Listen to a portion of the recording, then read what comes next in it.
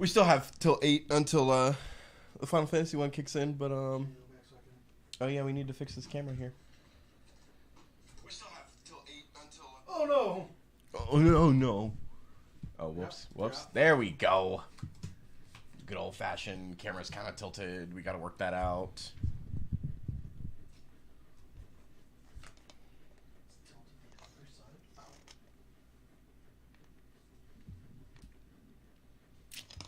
I'm just not centered because of the way we have everything.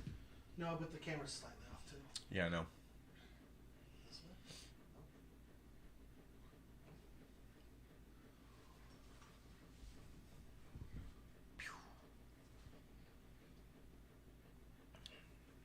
James is working it. It's working that camera, brother.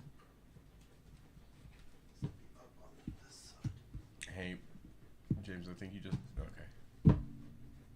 Yeah, like that. You have to unlatch it and latch it real quick.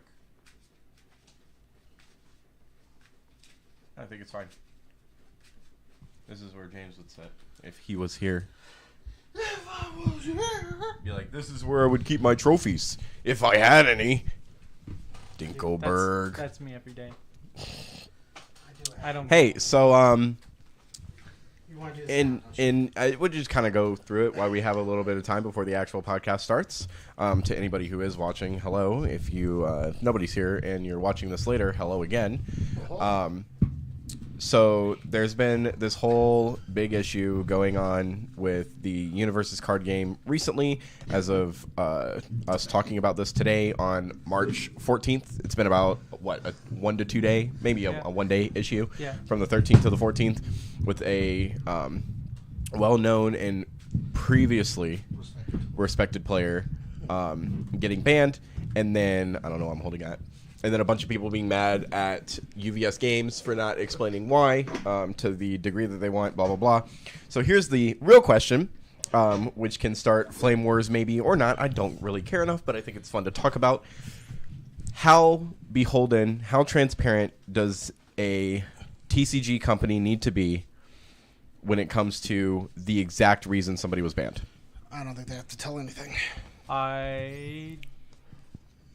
From my experience from playing for TCGs and VGCs and stuff like that, whenever someone gets banned, only the parties that are involved should know what's going on and why they were banned. After that, no one else in the community can know unless they're willing to talk about it. So the one that I stick to most is in Pokemon VGC. Pokemon TCG. They have this whole Stop squeaking. They have it when players go on their stream. They have to give their pronouns because that's what, Pokemon being like new and upcoming, they wanted to do that for people so that way they could put their name and then like their pronouns on the side during the stream and stuff like that. There was a player who was very nervous because that was his first time ever being on stream. Like being at I think it was his second biggest tournament he's ever gone to play, and they had him play on stream for some reason. Yeah. I don't know why. I think maybe it was really good. Yeah, but still, if it's they're relatively new, maybe not having them on stream is probably not a good idea. That's fair. So they had him go. I wouldn't argue. They had him go on stream, and he's very nervous. And obviously, he would give his answers on pronouns, and then he gave a soft chuckle because he's nervous. That's like a nervous tick that he does. So people. And then so his opponent took that as what's the term? Not derogative. Took offense to it. Yeah, they took offense to it, and so they played game one. He won game one, and then because it's best of three, obviously, they had to then take them off stream. And because of this player saying that he took offense to it, the player was then asked to leave the venue, and they were kicked out for the rest of the tournament. And now he talked about it later, so that's fine. And he explained it. He understood why it was. He just was not very happy about it, obviously. But if it should only involve the parties that are involved. It shouldn't involve anyone else unless the player that got subjected to it is okay with talking about it, and they do give all the correct information. Because if they get false information, then it stirs up a whole new pot, and it's just not good. So, personally, other people shouldn't necessarily care about it. It should just be parties involved. That's how I feel about it. Other than that, yeah, that's my take on it. I don't know, James. How do you feel? I don't think a card game has a reason to give you any information. You are already optionally into a thing. They can deny you for almost any reason as they see fit. Mm-hmm. It could be you forgot to put on deodorant. Shout out to Yu-Gi-Oh players. Yu-Gi-Oh literally said that. Yeah, they did. They did. What are you gonna be offended? What are you gonna be upset because somebody said you don't wear deodorant? Yes, we are. I think it's less offending to people to be like, no, I don't want the cheating people in the game. Yeah. You made me check myself. Targeting. Look, I know I Filthy put mine on. Yu-Gi-Oh player. I know I I'm put not. mine on because it burned. We'll get back to that later. A little weird. Gel, Dude, the gel does that. I shouldn't be using the gel, but I paid for it, so now I feel like I have to finish using it. I'm kind of stuck in a vicious cycle. Yeah, where I'm just not killing myself. I'm hindering myself heavily because I spent money. Now you say something, I might as well take care of it. He's like, fuck. I always have deodorant on me, man. So, Always got that thing. I think, overall, they don't have to tell you the exact reason a person's banned in terms of the like intricate specifics. They were cheating, we caught them, done. That's it. That's where it should be, start and stop. I do think, in the matter of wanting to be, if they feel the need to be more transparent, they could tell people. But also, again, I don't think it matters as much. I think if there's a nice middle ground to it, it would be like, hey, we caught this dude cheating. Here's some proof. Done. Yeah. But then again, it also arguments will pop up where it's like, well, now you're just telling them how you caught them. They have to work on that better. They can fix that later. This instance for UVS, player was caught cheating. We don't know if it was a specific game that had happened, but there was a clip that was just recently put up, I think, earlier today, which was them in a webcam match doing it, to which I say... Which is... and this is where I stand with it. I don't remember what my previous stance was on webcams. We had talked about it way back when the pandemic was still like in its heyday, but I think webcam events are utter garbage and worthless. I think... specifically with Dragon Ball, because at the time I was really big into playing Dragon Ball, and Dragon Ball had webcam events, and there was a lot of cheating things being pointed out in Dragon Ball. Though you might be able to catch people in cheating in webcam, people still tend to do it a lot more than you think, because you can. I almost feel. I can't guarantee. That's why it's a feeling that you can get away with this. You can get away with it almost a lot easier, too, in webcam, depending, as long as your opponent isn't recording you. If they're recording you, you're caught. But if they're not recording the match, you're getting away with it almost 90% of the time, I feel, for the simple fact that they're more focused on their board and their camera. Like, there's more to focus on than just your board state. It's your board state. It's making sure the camera's up. It's making sure you're not going to lose a connection. They're making sure that at least you're there and you're able to respond. But they're not keeping track of what you're doing 24/7, wherein, like, usually if you're playing with another person face-to-face, you know your board state's pretty fine, and then you can pay attention to what they're doing as well a lot more intricately is not the word I want to use, but the link for what? IGN. Oh, yeah. Let me add that so in. people can check it out. So, yeah, like, I just think... webcam events are really the crux for where cheating is popping up the most right now in card game communities. And also, players it's not who a have, guarantee, but that's just what I think and what I feel in the whole situation. Yeah, and also, a lot of players are used to playing card games face-to-face. So, like, when you're on playing through a webcam, it's an awkward position. Like, you're not used to that. You're not used to being in that setting. I know it because I play webcam games with, people who don't live in my general area, because I like to play card games with them still, and so we play tabletop, or we actually have our decks and we play through that. It's very awkward. It's not something that I'm used to doing. So when I do that, I'm I have to constantly be like my head on a swivel. I have to be like looking at my board, looking at the camera, looking at my board, looking at the camera, make sure whatever I'm doing is within camera range so my opponent doesn't like feel uncomfortable about it. Dude, I'm so nervous playing on webcam with the small amount of times that I've done it, because I'm like, I love either fidgeting with my cards or just sitting there and like letting my hands settle. Yeah. It's one or the other. There's no like in between. And sometimes my hands settle as they do, like when we do our podcast, down below the table. I can't do that in a webcam event. I need to show my hand so they know that I'm not doing anything fishy. Yep. Like that's also just something you have to like be like constantly thinking about. You can't just be like, whoa. I just started like, I've done it since like I started playing webcams. If you've noticed, like when we've played, I just have like my hand and I'll have like 4 cards here and I'll just like be doing this. Yeah. Just that's what I'm doing. Hey, don't do that too much. Some people hate that. Hey, it shows. I think people just hate us. I mean, that's fine. Honestly, I'm okay getting hate watched. With the like 3 people that watch us. Thanks for the views. Yeah, the other 7 losers. The other 7 are us. Oh man.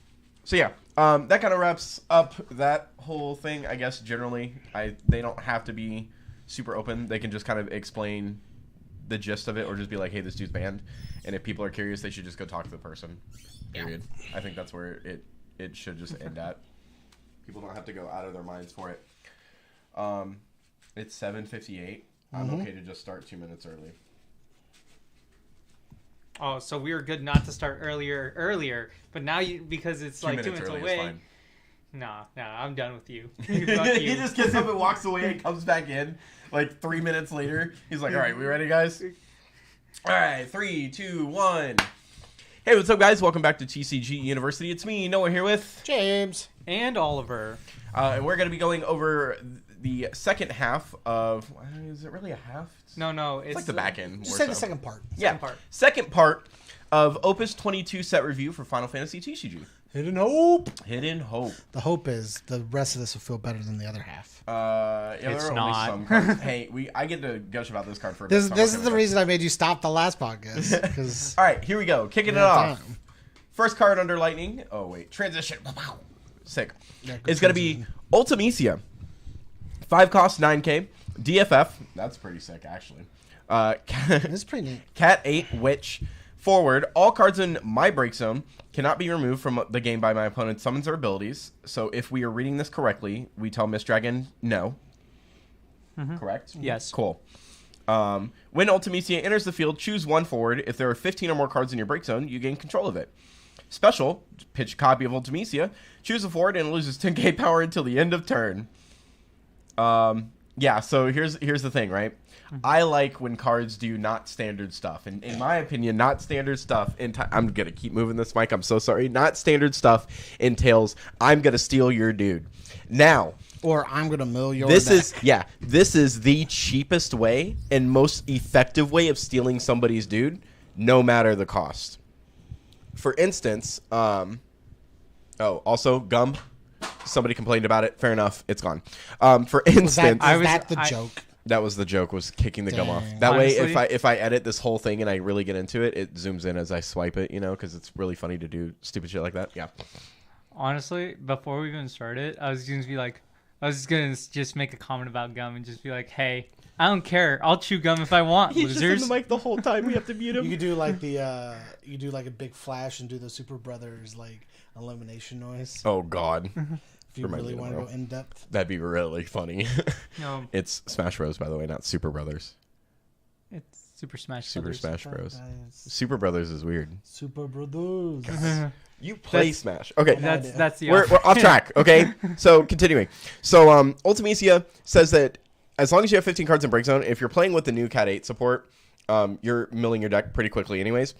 That when she enters, you get to steal one of their forwards. Melusine, who I was thinking of, steals a 4 or less and then gives it back. There's an Ultimecia backup that says sack your dude, steal one of your opponent's dudes. There's a gold best that plays a dude from your opponent's discard pile. There's a Golbez that does that? No, the Not Golbez, Amigo will. The water Golbez is the one that says break 4 dudes and then Steal you a dude. take steal Yeah. a dude. So like the Who says cost, break opponent the play? costs Yeah. are just too much, and or the forward cost is so small, you don't get to keep it forever either. Is usually how it is. There is a The goal bases. ninja, I think that steals as well, but I think it's like a 3 or less or something. I have to double check later. But so Ultimisia just says, hey, on play I get to steal your dude no matter what the cost. As long as they aren't hexproof with abilities, it's mine. And the cool thing is that you can flicker her with Renoa, who's a Cat 8 character that's also searchable, which is why I want to play specifically. It's just mono lightning. That's all thematic.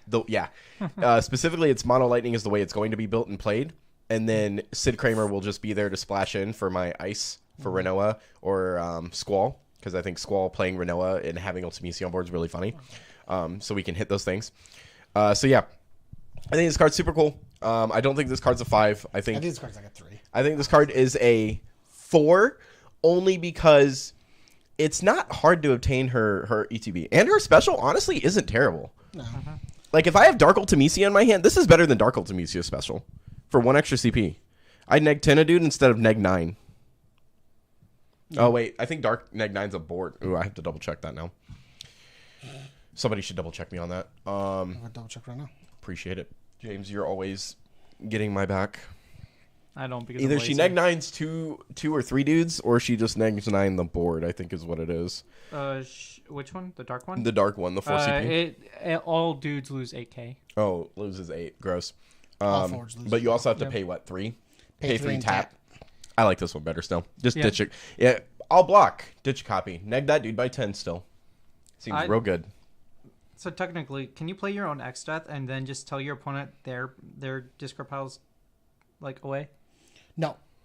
You'll still get yours. By your opponent summons their abilities. Yeah.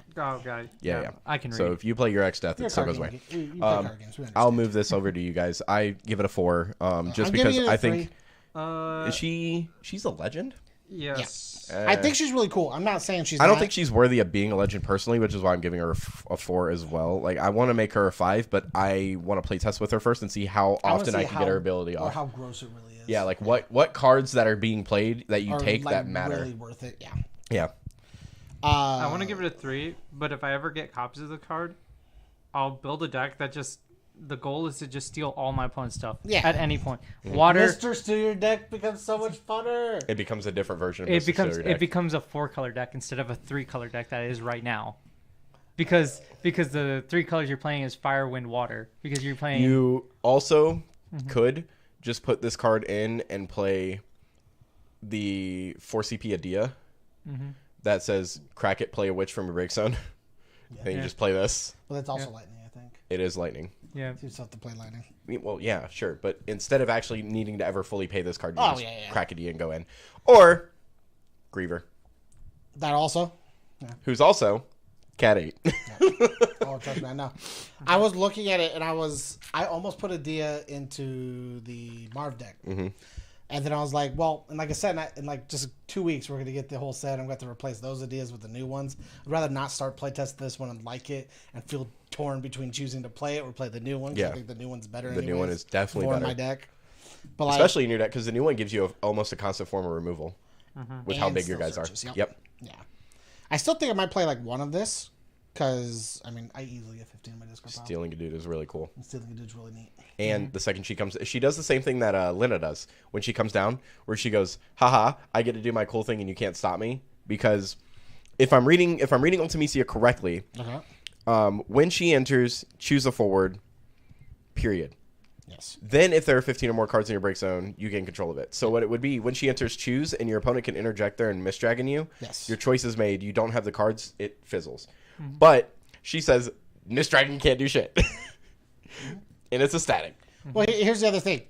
It's on resolution. Hey, this you is need where the that 15. Shiva gets real good. It's on resolution. You'll need the Yeah. 15. So you're not allowed to do anything fancy and remove things from your discard pile either. So, because unless you're way above the 15, and it doesn't matter. Oh yeah, which it shouldn't be hard if I build the deck the way I want the deck to function, it shouldn't be too bad. But we'll see when we get there. Just play Nox. It's fine. That's fair. You also Is there get to anything in the game right now that shuffles cards back in the deck from the discard pile No. of your opponents? Of your opponents, like shuffles your opponent's cards back into their From deck. their discard pile. I don't think so. Now that I'm aware. Because Of. that would technically also counter this. They're at 15, 16. I'll shuffle these 3 back into your deck. Oh, you're only at 12. Oh no. There's nothing I can think of that does that. Well, we'll look at it later. Okay. There's probably like a obscure... But you still wouldn't be able to touch them because... No, can't be removed from the game by your opponent summons your abilities. I'm not removing from the game. Yeah. I'm putting them back in the deck. You're putting them back in the deck. You're putting them back in the game. More so. Sorry. If anything, it's probably like some dumb 2-drop standard unit Yeah. that Like, nobody's ever it's played. It's probably from like set 3 or 4 or something like that. All right. On to the next card. one. Oliver. Alba. 3-drop Alba EX burst. Man, have seen this before. I know. I was getting there. I've seen this before. Forward Warrior of Darkness, FFL, EX Burst. When Alba enters the field due to an ability, choose one forward of cost 4 or less. Opponent controls break it.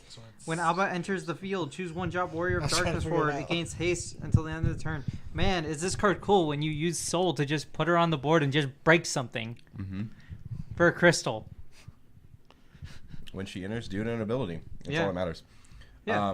And then you also get to give something haste. Yeah. Which is cool. She can give herself haste if need be. Yeah. Or I think the go-to is play Knocked, search her out, Knocked free play her, she gives Knocked haste, go in. And she kills the dude. breaks something. Yeah. Well, I was just thinking Soul because Soul's like very cheap. He's a 2 cost with just needing a crystal that you're just like, I'll pitch a card, play him, play her because he's just yeah. required 4. Knocked, cool, whatever, but like Roadrunners. so much. No. Oh, this is funny though. 7. Just roll 7. Will 7. Oh, dude, also hit. does this. Bip. Die. Kill your dude. And give her haste in the process. Mm-hmm. Yeah, but Will 7 wants to play before you have dudes usually. It's like turn 1 or turn 2 if you're playing Will 7 that you play that They'll card. play behind. They'll play even. The idea is they want to get wool out and be protected. That's it. Doing it early means they're more protected because they have wool out. Doing it late game, as long as they have the protection, who cares? Yeah.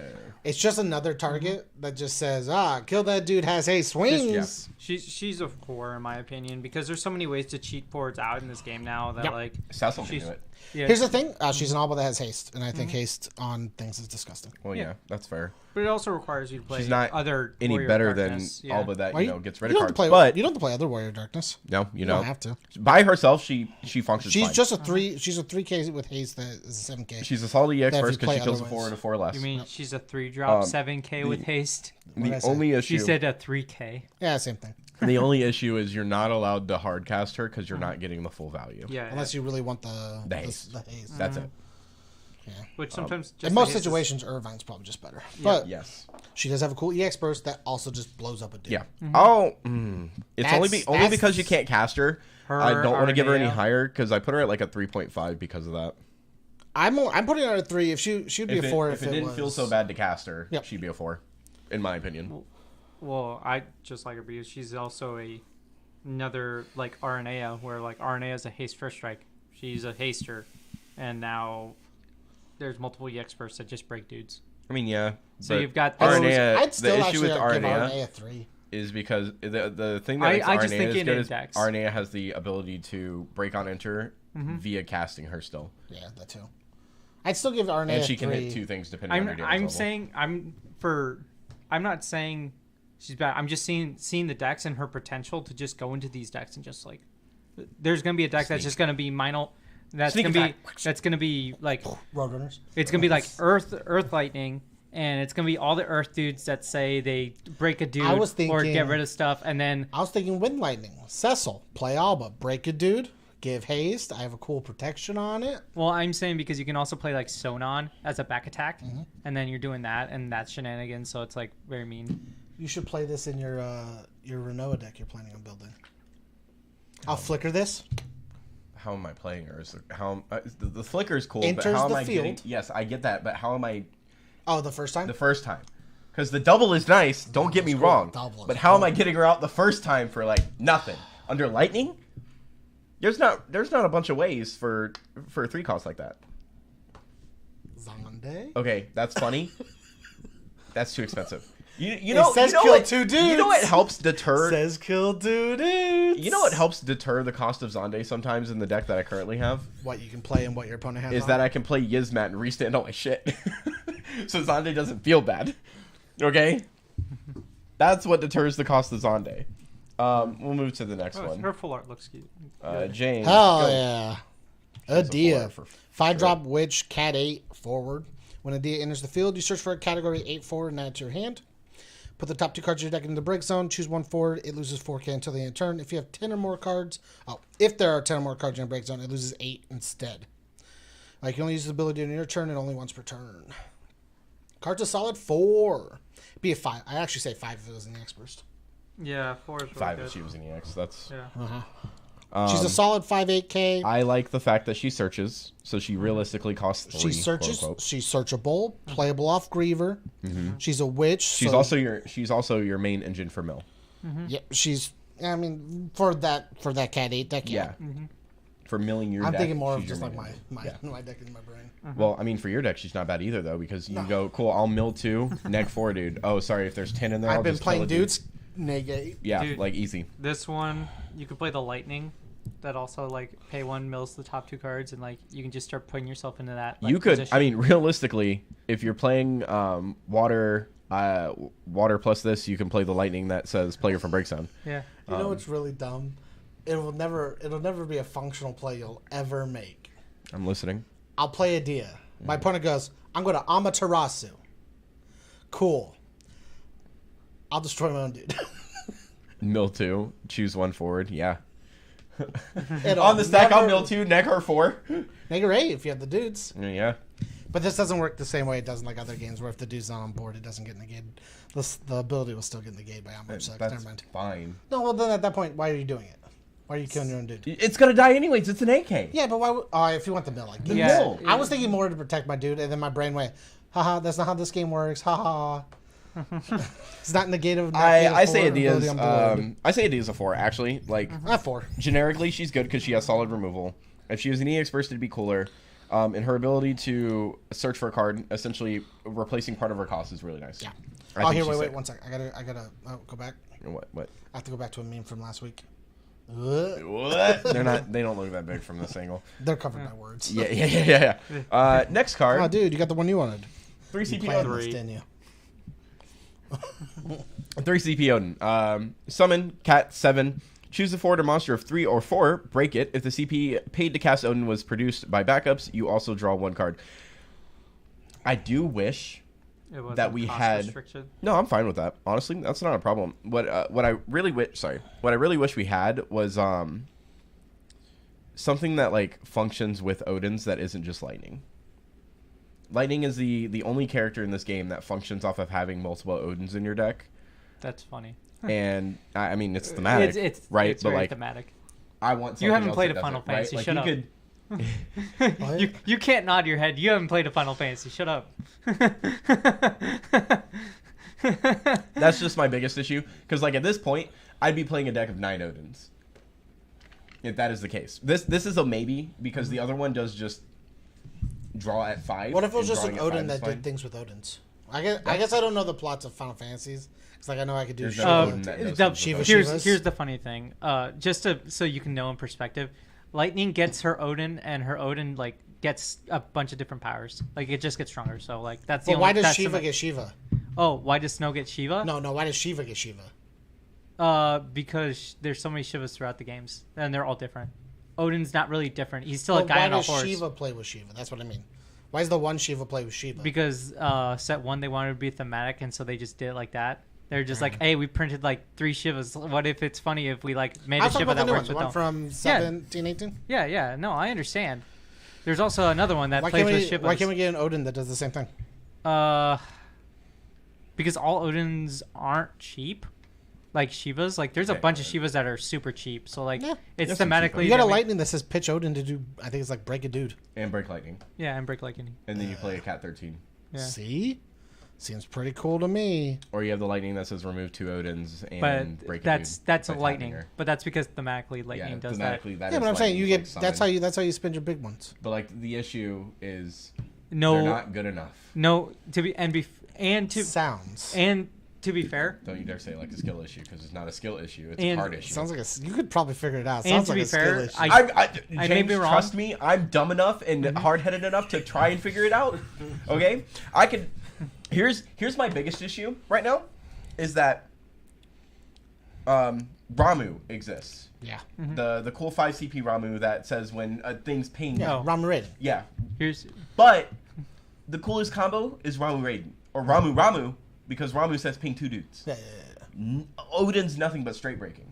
yeah. So those 2 cards can't mix, and I think those 2 cards need to be able to mix. That's my problem. Well, one's called Ramu. And one's called Odin. Yeah. Okay. So why is Raiden working then? I don't know. I don't know what's going on with either of them. Hush. Moving on. This card's a 3. It's a Potential 4, depending on how fast you build backups. And also what monsters are. I think this in card's the a game. 4 in base. I think actually most of these are all 4 base. Garuda's next. Take it away, Oliver. Draw a card, do cool thing is nuts. Garuda 3, 5 drop. Category 3 forward, Garuda. When Garuda 3 enters the field, select one number. Deal 8,000 damage to all forwards of the same cost as the selected number opponent controls. Pay 2 crystals. Choose a forward. Deal it 8k. It's an 8 drop. Garuda's a 4. He's a 4. Solid 4. I do feel like right now it's a little too slow for. Garuda? Yeah. I don't think so. I mean, Garuda's another lightning board wipe. this is what I mean. Exodus. What I mean is, it's too slow for the meta because it doesn't help anything but lightning decks. And Well, it helps fire. Fire doesn't play lightning. There's anything that plays lightning. So Yeah, yeah. you Well, mean what I not mean is mono lightning, there's but lightning nothing decks. decks that play lightning right Yeah. now. The number of decks that play lightning are 13, which is what you want to play this against anyways. Scions, which you probably want to play this against anyways, but you'll probably still play on both sides maybe. What I'm saying is like there's no That's deck that needs the board wipe, right? Because Scions have the board wipe in Estola. They're not going to replace that. They'd rather just put more Estolas. Estola is just a better one. Has just That's a better fine, one. Yeah. It works with your engine and gives you You know card who names. doesn't have a board wipe? 13. You're right. Do you know who doesn't need a board wipe? 13. 13. Yeah. Who needs a board wipe when I kill them? Ice lightning. It's not a terrible option for that. But they focus more on control than breaking, and Yeah, Zeramis I does think- a very good job of controlling. Even I mono, like, see people I like playing. this thinking of it in mono lightning, but I also don't need it there either because I have really solid control Here's, Yes. off of Ace. Yeah. Like, Here's- Ace and I That's the hold big the thing. Is board. like the only Here's- time where you start breaking things is Stola or We've been Zonde. talking. We've been ignoring him. Go ahead, Oliver. Well, here's the thing. In Ice Lightning, half the people play Zeramus, half the people play Exodus. So I think if people need more lightning in their deck, Garuda might be just a better option than Exodus because it gives you a dude on board and it also just still does what Exodus does, which is choosing a But number. it's one-sided. Yeah, on the opponent, not their own. The only issue I have, okay, I say this because I constantly think about these decks is, while Exodus might backfire on you depending on how you build your deck, Exodus clean sweeps soirees every time. And Because honestly, soirees Kate can't be sweeps dealt a damage lot of except for things. Edel, and Exodus just says put in break zone instead of breaking them, which is how Exodus gets around soirees. Exodus always beats soirees. Yeah, but I think it And I just think- depends on how good soirees are as well. Garuda still hurts. I think you soirees if will they always have be to statically fine because of four cards. James will say one card to if we need to narrow it down, which is Amber. Yeah. But if I were to narrow it down, actually, I lied. 3 cards. If I were to narrow it down to 3 cards that matter the most for soirees to really be effective, it's Vesuvia. Vesvia, play. I Merald, actually, and Edel. I thought of a different solution where we get to keep Amber, but fix soirees. You give Shinju a third ability that says you can't play a backup of an element you already control on your backup line. So Or nope, I guess it would have to be Then you can't play and Amber. then play her. yeah. That's in some form or facet you can't have more than one of an element on the board. Like you can't attempt to put Shinju on the board if you already have an Amber. Can't attempt to put Amber if you already have a Shinju. Can't play Tyro. Can't play Shintoto. Which means you're forced into the soiree package. More so. More so. Which is like 3 backups. 4 backups. You still get Sarah and Princess Sarah. So like that's you still still good get enough. you still get 2 colors. Pure soirees. You get Yeah. 4. Yeah. Which You get is 3. Oh, you get 4. is Lexia No, you get the 3. The wind one, Lexa, Amber, Shinju, and Elvis are the 4 soiree backups. Yeah. Yeah. You get forced into 3 backups or playing a 4th and finding ways to keep getting it off. Yeah. It was just an idea I came up with, where it was like you can keep the entire package if you just pigeonhole them. Oh, you get this next one. Do you want me to switch? No. I'll take the shitty one. No, right because I after like it. the next one. I hate it. The next one Has a actually fuller. really cool I hate after it. it. Cease. Cease is a 3-drop Class 0 cadet DFF Type 0 forward. If you control 2 or more Class 0 cadets, job Class 0 cadets, the cost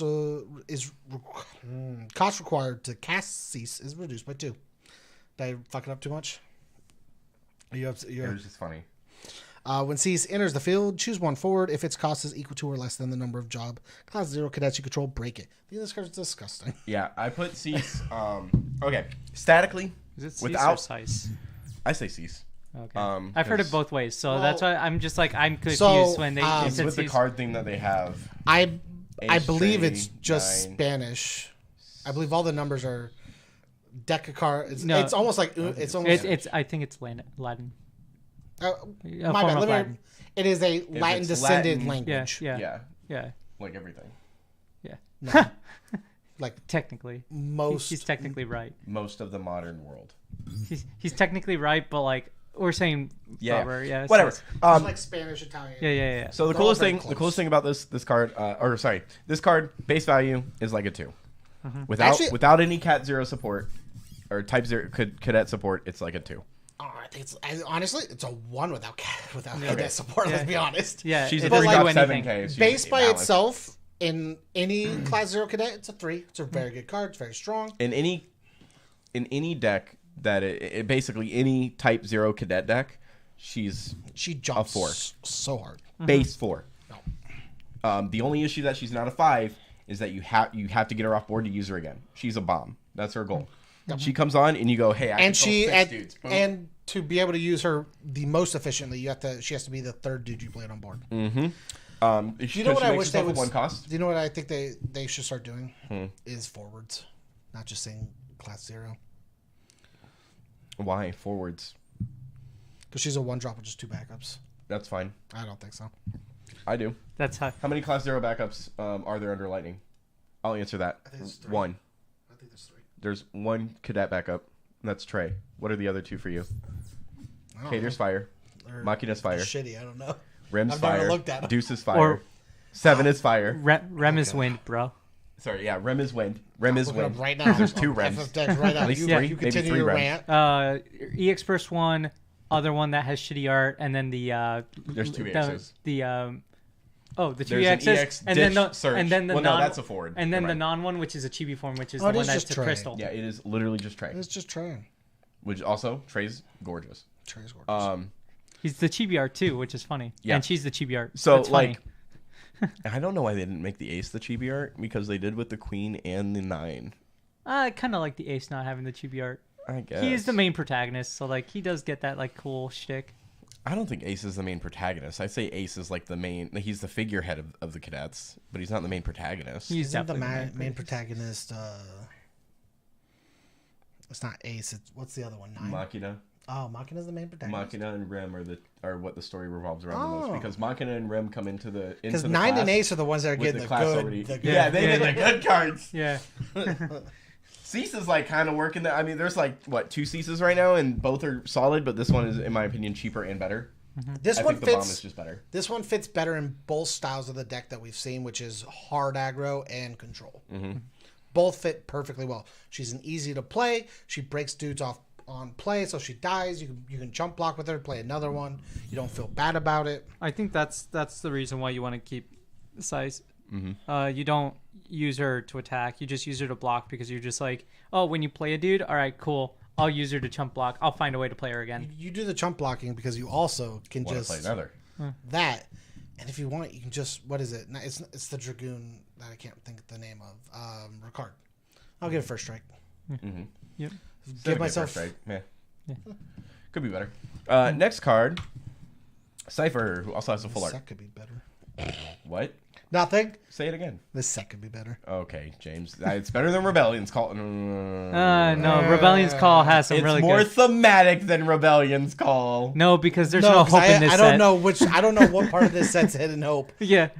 What? The hope's right in front of us. We saw it. Where's the 2 rebels in No, Rebellion's Call? Because I'm actually, pretty one sure second. there's one. 1 second. Where is it? For my dumb meme. Oh, he's finding the He's hope. trying to find the hope.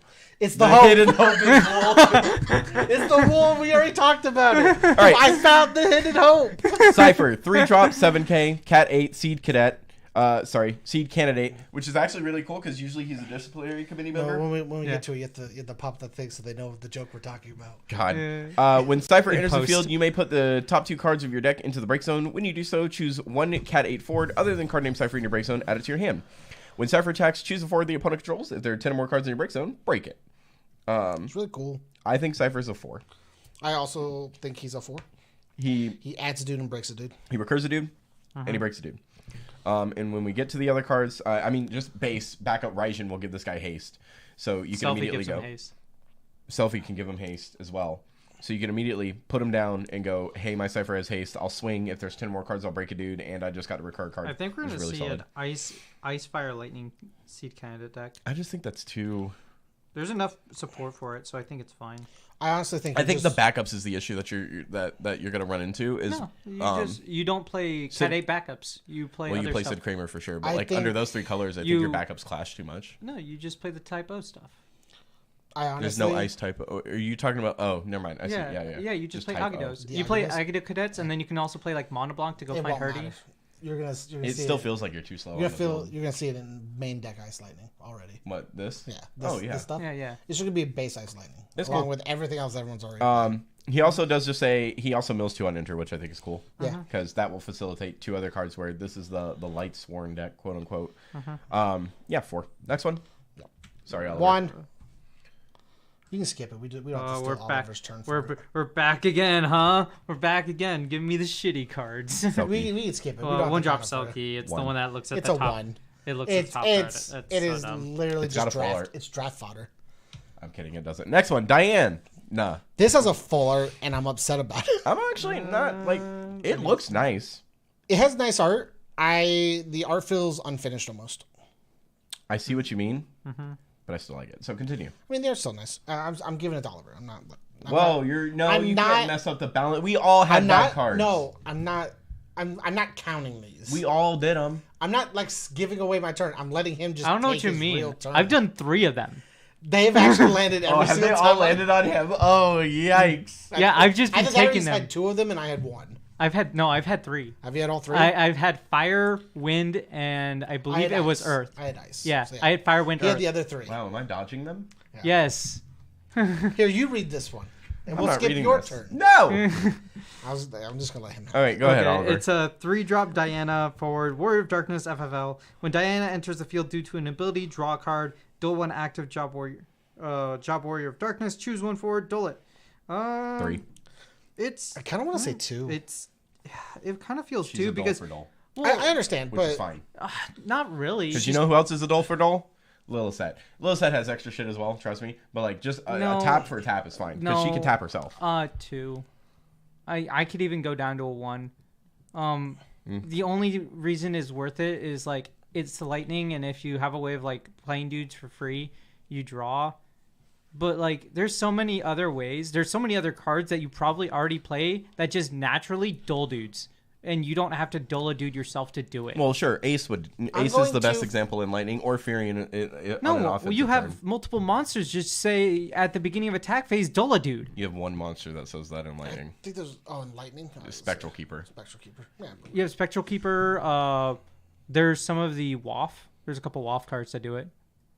That just like they just dull dudes. Like you have so much in lightning. I've played Spectral Keeper's the only monster. Well, I've played a lot old of lightning. This I've season. played- Lon would be the lightning card under WAF. Trust me, I played old Ice Lightning, and you have if there are old cards that have like secondary text that say also dull dude, I'm pretty sure newer cards also dull dudes. So fine. there's no this card is not worth it when you're dulling at 3. worst I'll for say self. 3 at base. You guys can I'm have gonna your try and numbers. change I'll your have my opinion. number. Hold on.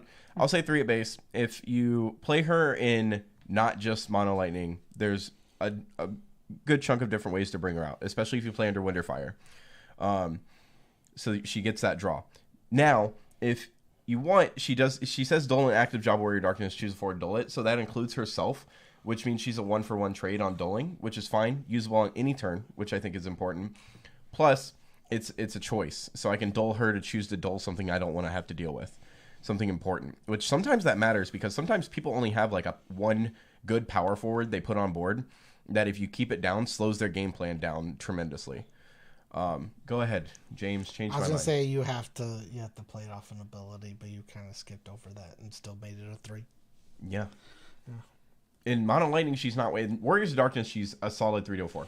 Yeah, in Warriors of Darkness, it's too easy. In Warriors of Darkness, she's a solid 3. She dulls things, but she doesn't go over the top. I think she's a fine 3 otherwise, especially if you're playing a deck that already is able to just put dudes out for nothing, essentially.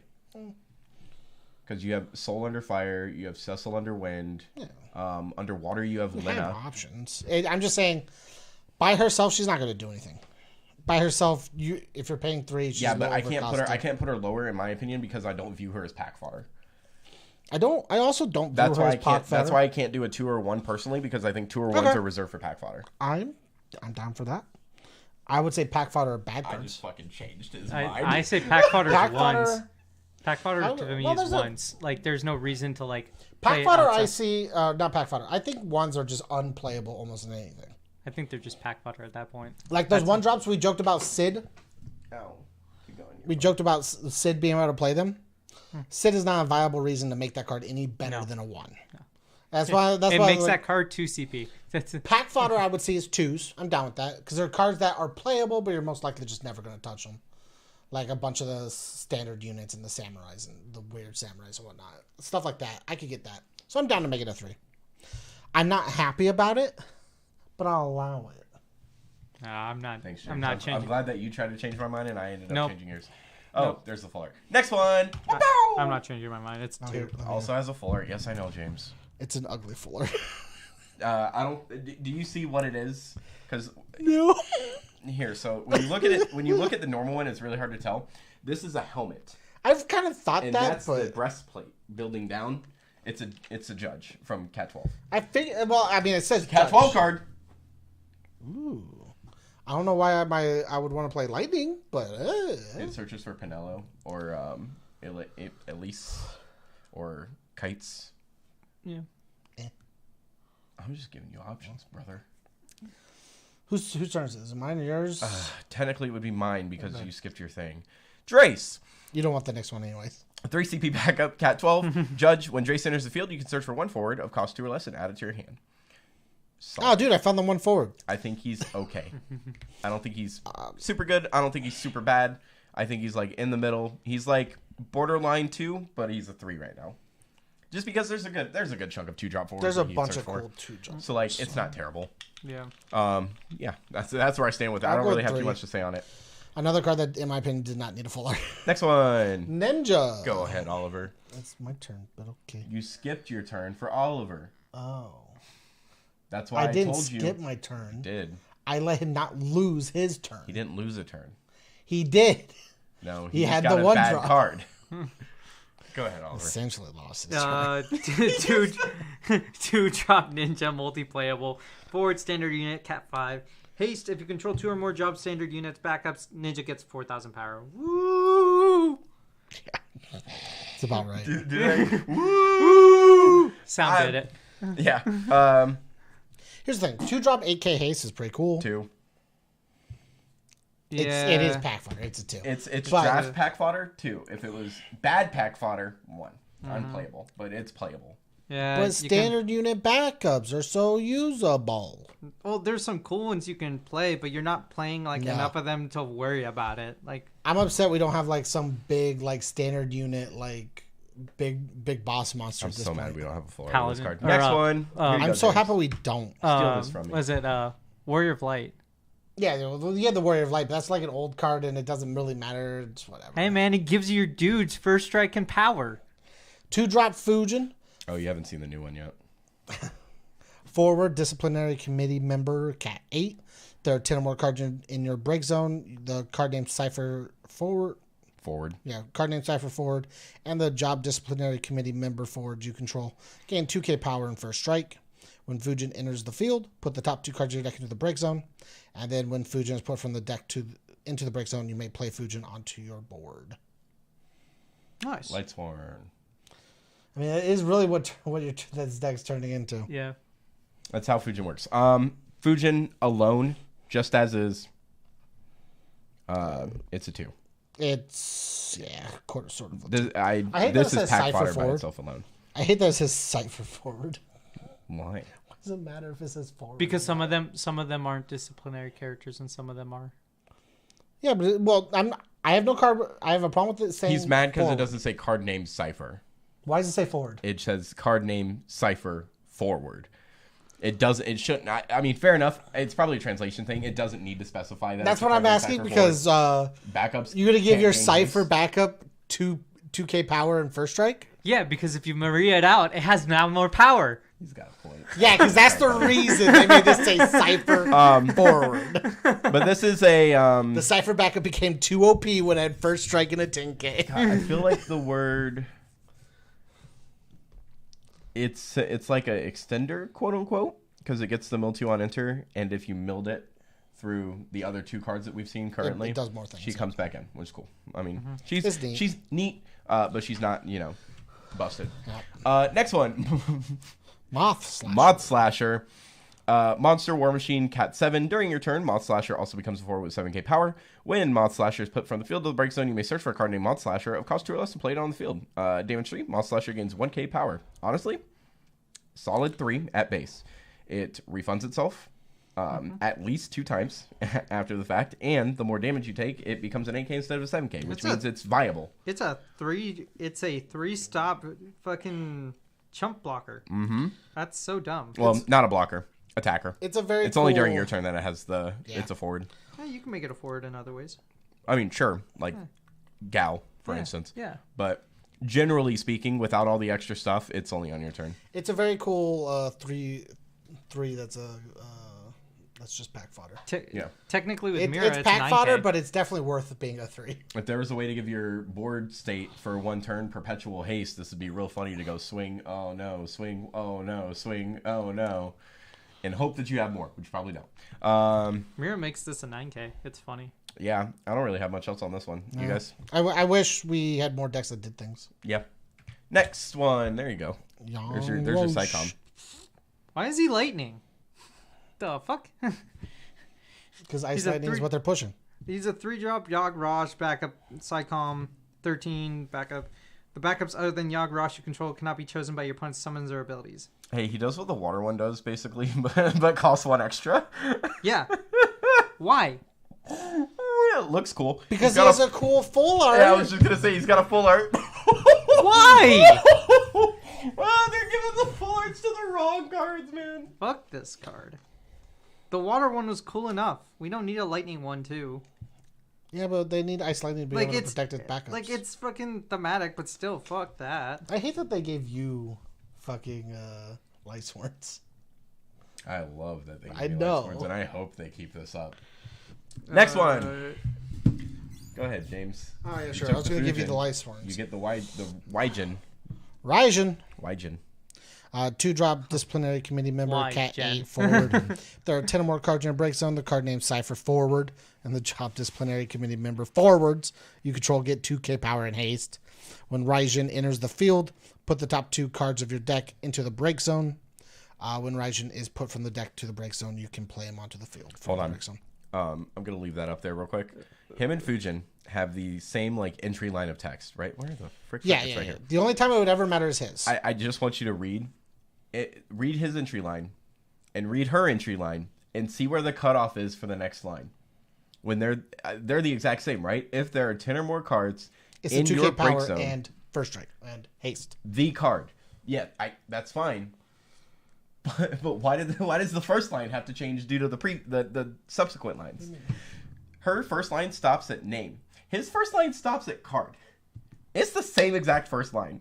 Oh, they must have changed their margins on the card. Isn't that funny? Either that or just the where the committee. So why did? It's so insignificant, but it threw me off. I don't know why. Their margins are bigger on this one, proportionally wise. That's so funny. Maybe to fit more text on it. Tell me it's not. First strike is longer than haste, so I mean. Yeah, Oh, that's it what could she be said. on subsequent lines too. Their margins are fucking dumb. Yeah. Because everything else is the same. I'll say First Strike and Haste. So it's probably the first strike has too many letters and they need to crunch it down so it fits. Everything. Yeah. Okay. This one has But yep. I hate this one matters. The Raijin matters because Raijin giving haste to your backups also seems nuts. So I get it. Because, like, I have a backup that says ready at tap 2 cool thing. Just gives you weird, nutty shit. There's no good Cypher backups. No. But disciplinary committee backups? It's just Fujin and Raijin. Doesn't the Cypher one search for a witch? Cypher forward searches for a witch. I thought there was a backup that also searches for a witch. Not that I'm aware. I only know Cypher and Adia. Please do. I'm gonna look it up. Next one. Look at all these ice reprints. How do we pronounce his name? Rigdia.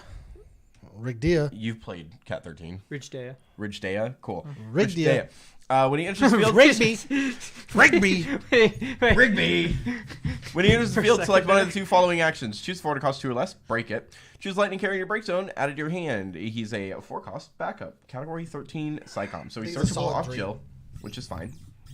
And he gives you 2 things. You can either break a forward to 2 or less, or you can add a Lightning Character to your hand. So honestly, yeah, solid 3. Didn't need a full art, but it's cool he got one, I guess. Yeah. Next one. Dragoon. Another Dragoon. That one's on you, Oliver, when you get the chance. Dragoon. 2-drop multiplayable backup, standard unit, Cat 11. When Dragoon enters the field, choose 1 forward. Until the end of turn, it gains 3,000 power and first strike. Honestly. Pay 1 tap, discard a lightning card, put Dragoon into the break zone, choose 1 active forward of cost 5 or less, break it. Cool. I thought we were past the active forward shit. No. I wish we were. I'm going to give it a 3, though. I'm going to give it a 3. First strike's really good. Dragoons will really love this, especially because it just says, oh, I played it, and now what am I doing? And it gives you something to break a 5-drop or less, too. Yeah. Which is dumb. It has to be an active one, though. Yeah, sure. Get rid of Wool. Or Wool taps and shoots a dude. Yeah, sure, whatever. Wait, which Wool are we talking about? Either or. Both. Because here's the thing. It doesn't matter if it taps itself to do the thing. I just have to choose on ability, so. 3. Oliver? 3 is still where I'm sitting, yeah. It's up there. 3. Okay. Hey, there's another card that I think didn't need a full art. I love the full art. If this the full art looks really good. Here's one of the things I wish that they would do with Cat 10 specific. Thank you. With Cat 10 specifically, the Zoinkers, is for your dumb joke. I think it'd be really cool if we got alt art, because like you know how some cadets have alt art cards, and like I think alt arts are really cool. If we had Cat 10 alt arts where their weapons changed depending on if it was like the starting weapon or their celestial weapons, because this would be like her Onion Knight would be her. I talked about this a lot with. I noticeably talked about it a lot more with. Grand Archive? No, I want to say it was UFS when UFS first started doing like foils every pack or whatever.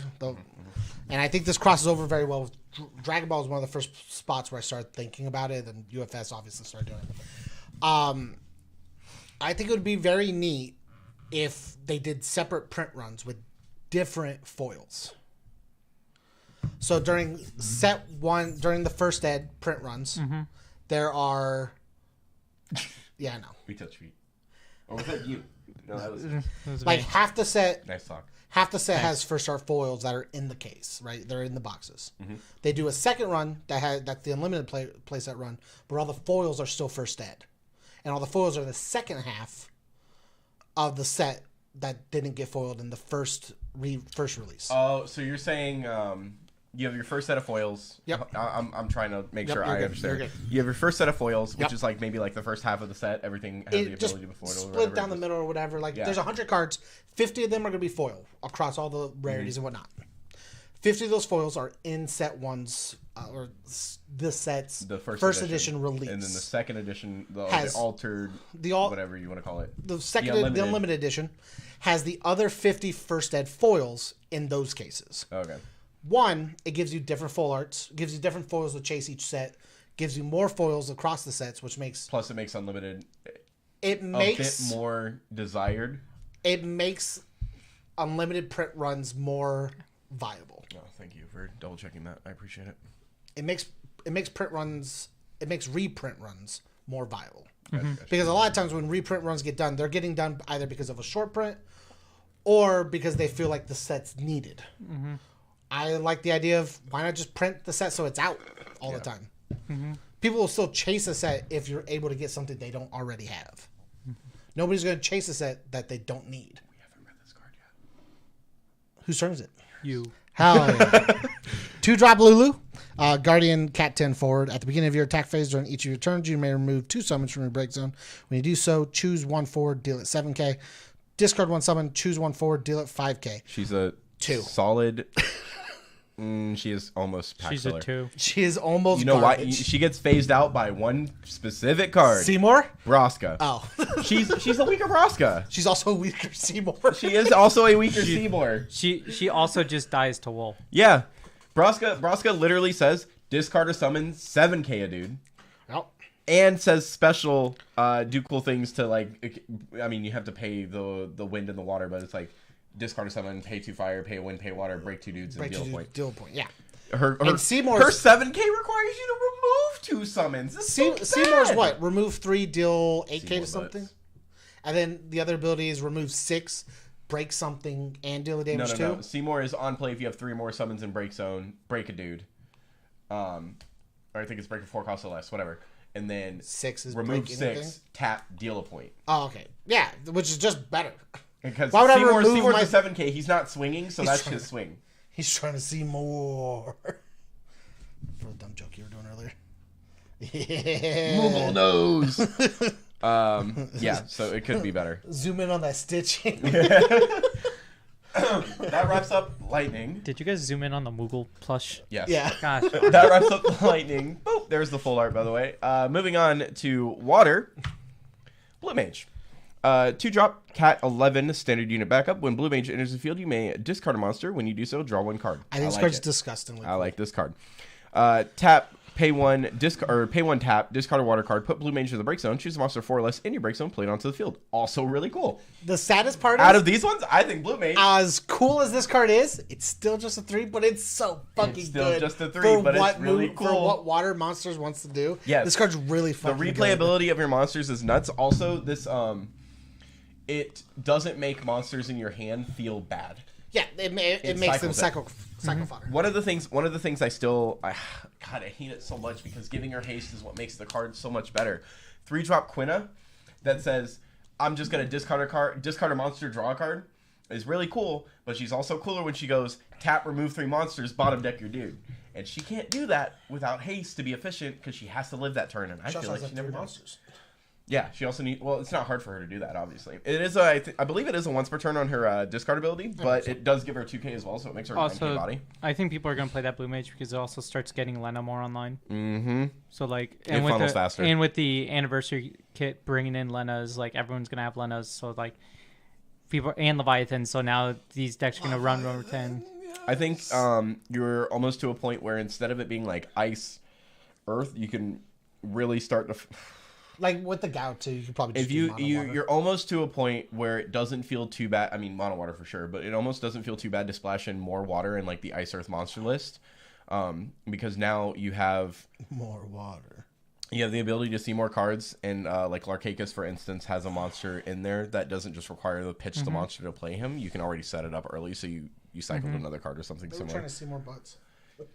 I already made that joke. You know I know. That's why Get I out of made here. that The joke. next one. Oh my god, a new Agrius. That's cool. 1-drop Agrius. Yeah, another Theater Rhythm Agrius, so FFT. cool. Forward, Knight. When Agrius enters the field, choose 1 forward to cost 3 or less your opponent controls. If you control 2 or more drop Knights, return it to the opponent's hand. Damage 3, Agrius gets 4,000 power. Pack fodder. Theater Rhythm. Pack fodder. What's the Here's- water Agrius you play right now? In Knights, Yeah. the 5-drop. What's it say? If you have a princess, you draw a card when it enters, and then when it enters, I think damage 3, you neg 7 something. Actually, it might just be when you enter. Here, hold on. FFDX. I just like the 5-drop Agrius Oh, more. you're It's good. more versatile. Card database. I'm just wondering if like Agrius. if people will swap it because then you can play like Okay, here it is. When Agrius enters the field, if you control Draw Princess, draw 1 card, and it's any experts. When Agrius enters the field, choose a word the opponent controls. If you control a card named Ovelia, it loses 7k power until the end of turn, which you are playing Ovelia. Damage 5 when Agrius enters the field, you can search for an FFT forward added to your hand. Ramza. yeah. I'm thinking like, do This people is play? just the better Agrius. I'm thinking if do people play both to split? Because this Agrius already has a card that's better than it that does what it does. Well, I'm saying because like under Steiner. Well, I'm just saying like. That's true.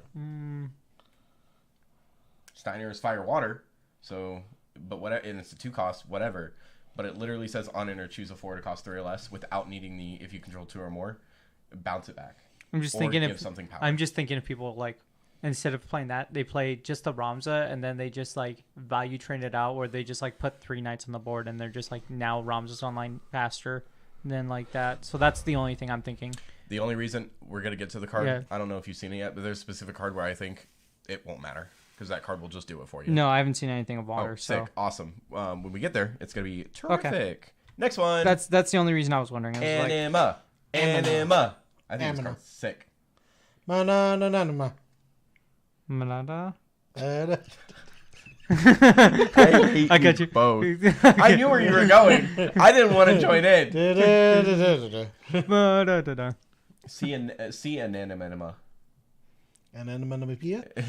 Fuck off. For a Read second, the card, James. When you said anima, I was like, we can't say that on stream, Noah. We already made the joke about the animas. We already did. 3-drop anima 10 from Cat 10. I don't know why they have to specify that. I don't know. We don't have another anima, so I don't know. That's actually Seymour's mom. I'm not joking. He sees more moms? Yeah, he sees more moms. Dude, Seymour's a MILF hunter! He is. Not for kids' consumption. Cat 10 summon. Choose one forward your opponent controls. Removed from the game. Your opponent draws one card with the CP. I closed out the YouTube Paid on to this play one. it was only You suck. produced by backups. free. You draw a card. Removal's very, very nuts. This card's a solid 4. I just killed Oliver. Yeah, solid 4. Hate crime over here. Also, because you can play value trade mill decks where you play like this, Famfritz and Atomoses, and you just sit there going 1 for 1 for 1 for 1. It's upset they made Medine better. Yeah. Well, the cool thing about Medine was it was a 1 cost, but this one says draw a card. This is a 1 cost. What do you mean?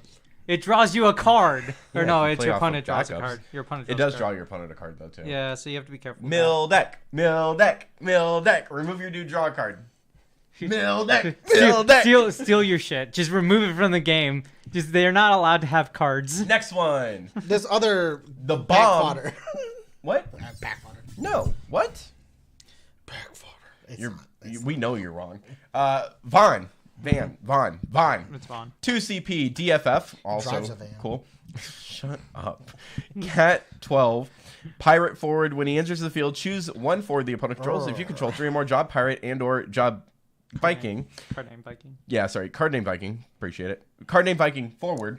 It loses 8k power until the end of the turn. It technically doesn't say forward. It doesn't say forward. It's a bomb. All it does is come down and go skadoosh, and that's it. I mean, that's fine. Well, he is pointing the gun. Yeah, I think that's what Vikings need. That's what the Viking Pirates deck needs. Is something that immediately gets rid of problems. Besides Ash. Yeah. Because Ash is useful. I don't even know if people are playing Ash. I know I'm playing Ash. Well, I think I was playing Ash. Zach and Kyle were not playing Ash. Baddies. I mean, maybe they just weren't building enough back. Shoot. Yeah. This one's really good for Oliver. This is a solid. In its respective deck, it's for what it's trying to do. 3 to 4. Outside of it is pack fodder. Oh, 100% pack fodder. Next one. Oh, is it my turn? Yeah. Okay, 4-drop Warrior of Light EX. Burst DFF category 1 forward. EX burst. When Warrior of Light enters the field, you may search for one job standard unit and add it to your hand. If you control 4 more job standard units, the forwards other than Warrior of Light you control gain 2,000 power. Shield of Light. Warrior of Light gains 5,000 power until the end of the turn. What are your thoughts? He searches for any standard unit. He does. Depending on the deck, it's cool. But if you're playing it in Vikings, I'd rather play the other one because you would have so many you have so many Vikings that the first strike actually matters. Sure. Because her Warrior of Light and Ferris now make them 10Ks first strikes. So instead of having to party attack, you can just single attack at that point. Yeah. This one, if they've the reason why is because then you get to trade evenly with Wool. That's the only reason. You get to trade evenly with Wool with your Vikings instead of not trading evenly with Wool. So that's why I think the other Warrior of Light is better. Because it enables that. I I like this one for search capabilities and ascending experts. I like this one for the 2k buff if you're playing 4 more drop standing units, which shouldn't be too difficult if that's the goal of the deck. Shield of Light's kind of meh for a special, honestly. It's not good. Remind me, special limit break. Just say those 2 words and it'll come to my head when we get there, because I got some shit to talk about limit breaks. Okay. But yeah, I think he's like a 3. Special limit break? Not now. Oh, okay. Later. Okay. All right, James. Special limit break. We'll skip this and go to the next one for you. Not passing my turn. We're just going to give you 2. We're going to pass your turn. We're going to give you 2. 1. We'll get the 1. Fuck, I one. actually wanted this card. Damn, that sucks. That's fine. You can have it. You're fine. No, it's fine. Go ahead. No, like I said, we're skipping. You go. That would mean my turn goes for you to read this card. Do you want this card or not? Yes. Then read it. And we'll just go me, Oliver, you. Corilla. The order. If a job knight forward other than Corilla you control is dealt damage less than its power, the damage becomes 0 instead. Nuts. When Corilla enters the field, reveal the top 5 cards of your deck. Play up to 2 job knights with a total of cost 4 or less among them from the field. Return the other cards to the bottom of your deck in any order. This is why I didn't care about that Agrius even more. Honestly, because Ramza plays this from Break Zone, just hard casting Ramza if you wanted to, and then puts 2 more dudes out, and you have 4 for Ramza to go off. I'm okay Turn 1. I'm okay with Agrius being switched in for the other Agrius with this card. The 5? Yeah, for the 1. I don't care. Well, you need 2. You know why? Because Ramza's gonna kill it and touch them anyways. You can play 2 dudes if you need to. Tell me. Listen, James. Up to 2 dudes. James. Up to 2 dudes. No. But James, listen. Okay, You get to look at top 5. By the way, it doesn't matter. Listen. Okay. Ditch your whole hand. Who cares? Play Ramza. Play this. Play 2 dudes. And then sit there for the next, like, turn 1, sit there and pass and let your opponent play a forward and go, break it and deal your point. What are they going to do? They lose the game. They're outvalued for the rest of the game. You know what's funny? You go, break it, do your point, cool. Swing. You're at damage 5? That's insane. I hope you have a board wipe on turn 3. You know what's funny? If you see a Gawain off the top off of this card, it's hilarious. It is! You only get to play just the Gawain, but it is. But Gawain searches too, so who cares? Yeah.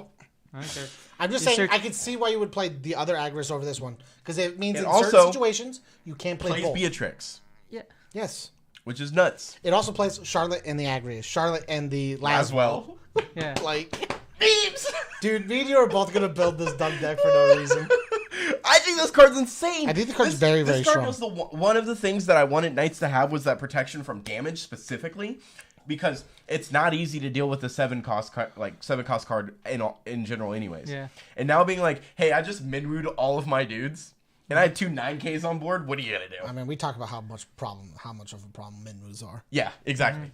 I love this card so much. All right, go ahead, James. Siren, 5. 3-drop, Cat 5, Siren, it- 4. Oh, the full art looks nice. There's a full art? For for the other one. I was like, I didn't was know- like, I there's tabbed not for over and I was like, Siren. there's one I for didn't, Siren? I didn't see the full art. For, It'd be really weird. I mean, it's in a mono art. That's a white screen, though. It's in a mono art. That's fair. Lino's almost the same way. When 1 or more forwards you control are chosen by your opponent's summon or ability, you may put the top card of your deck into the break zone. If you do, put if the card put in the break zone is not a forward, cancel its effects. Ooh, That's really good with monsters. this is very good with monsters. Monster summons. A Siren's technically a monster. Let's be honest. Damage 3 of Siren 5 is dealt damage. Reduce the damage by 1,000. Who cares? It's just the ability to go cancel. And mill.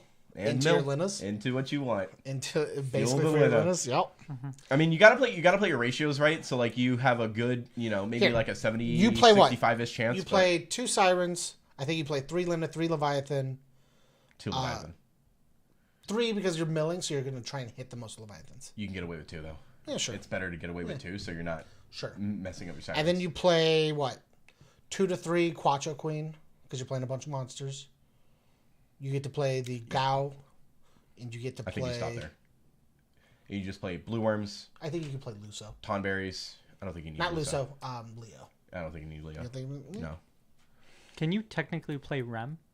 Oh, and the Rim. Yeah, you can play Rim. 5 CP Rum? Yeah, you to should go play find that too. to go find 2 monsters, so you can Find find 2 monsters. a You, one you and should a- definitely play Yeah. that. Yeah. So One it and gets 2. you Tomberry and it gets you a 1-drop monster. Also fills your monsters with Blue additional Goo, cost. I guess. Yeah.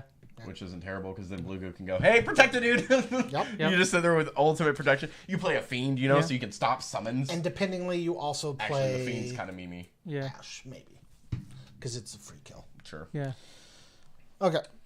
Yeah, card's really good. 4. I kind of wanted to say 3. It's not going to do much else but that.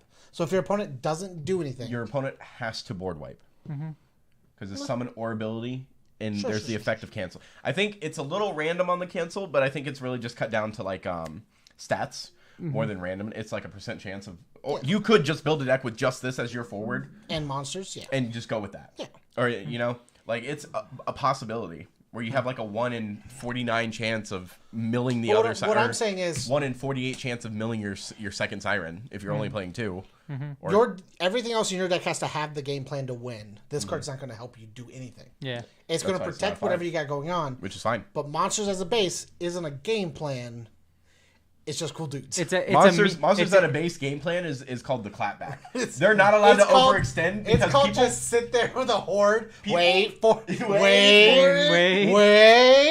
People that play against monsters almost always forget that the monsters can turn into forwards, and they overdo it, and then they go, "Oh," and I'm like, "That's right." Yeah, I do it all the time.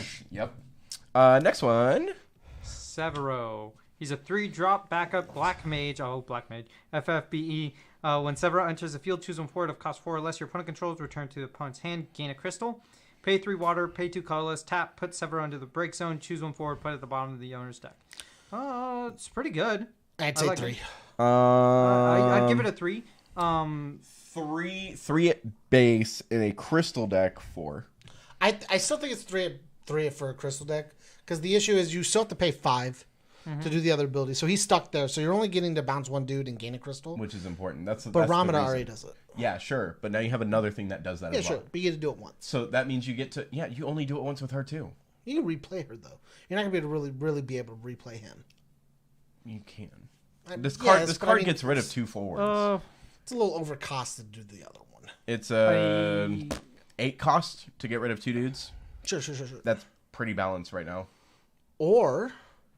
you get a crystal and you pay 2 through Custodian and still kill something for the cost of 2 and not 8, which is fine, or 4, 5. But the whole point of this is with her. I think you don't want to run through your crystals too fast with her. I think you go into him, then you go into Ramda, and then you go into Glacial. Sorry, I'll teach you guys how to do podcasting. I'm sorry. Doing James, bathroom breaks. We're live streaming, not podcasting. There's a difference. It's the same thing to me. Okay, well, I have to go potty. James, go on to the next card for me. Thank you. Next card is anyways. Chime. Let me Chime. Chime is a 5-drop. Change that card on the screen. Thank you, Oliver. I already did. Chime is a 5-drop backup FFCC minister. At the end of each of your turns, if you control 5 or more backups, draw a card. Card's pack fodder to me.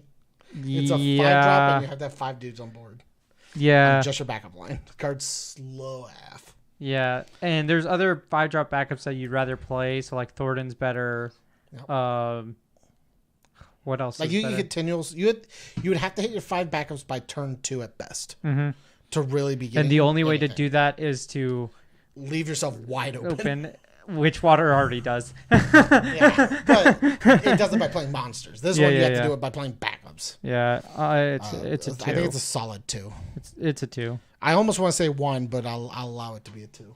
Yeah. Use your turns. You control 5 or more backups. Draw a card. 2. 2 across the boards for us. Yep. Yeah, reason being that she's your final backup you're playing. Yep. That's what we said too. Wasted. Because nobody wants to just hard drop 5 for nothing. Okay, Oliver, here you go. More pack fodder. 5-drop paladin. Oh, okay. Is it? Yes. I thought we were going. You had to read because I took one from you with the clavat. I said we'll just do this. No, you just got 2. No, I'm just putting it back to normal. Okay. Paladin, 5 cost, multi-playable, standard unit, category 11. Forward with Brave. When it enters the field, choose a forward to cost 2 or less in your break zone. If you control 2 or more drop standard unit backups, play it onto the field. Man, is this a Viking support card? Yeah. It's a Viking support card. It's definitely still pack fodder. Job standard unit backups, it's pack fodder. It's definitely pack fodder. Like, Vikings will like it, but it's still pack fodder. Yeah. Yep. I don't disagree. Next card. I like this card. Piranha.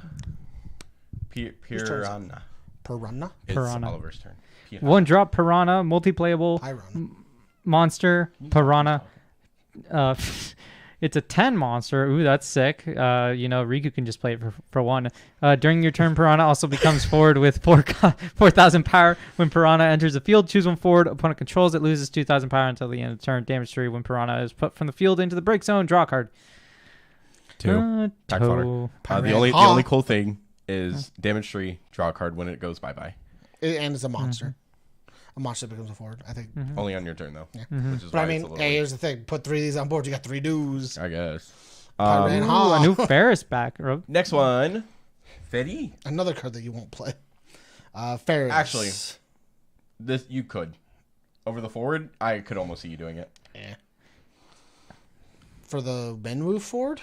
No, for the Ferris forward. For what? Pirates. No. I will go. All right, 2-drop Ferris, backup, Pirate, Warrior of Light, Theater Rhythm. Cat 5. When Ferris enters the field, you may remove 1 forward you control from the game. When you do so, your opponent selects 1 forward they control, put it into the break zone.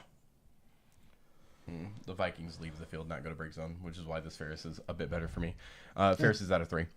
It's so it's not as good. I still think it's a 3. It's not as good as the forward Ferris. It's not.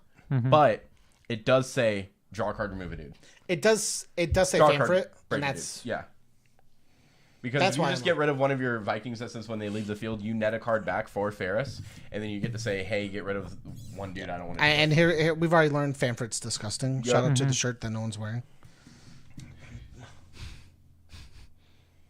Everything dies to Fanfrit. Next card.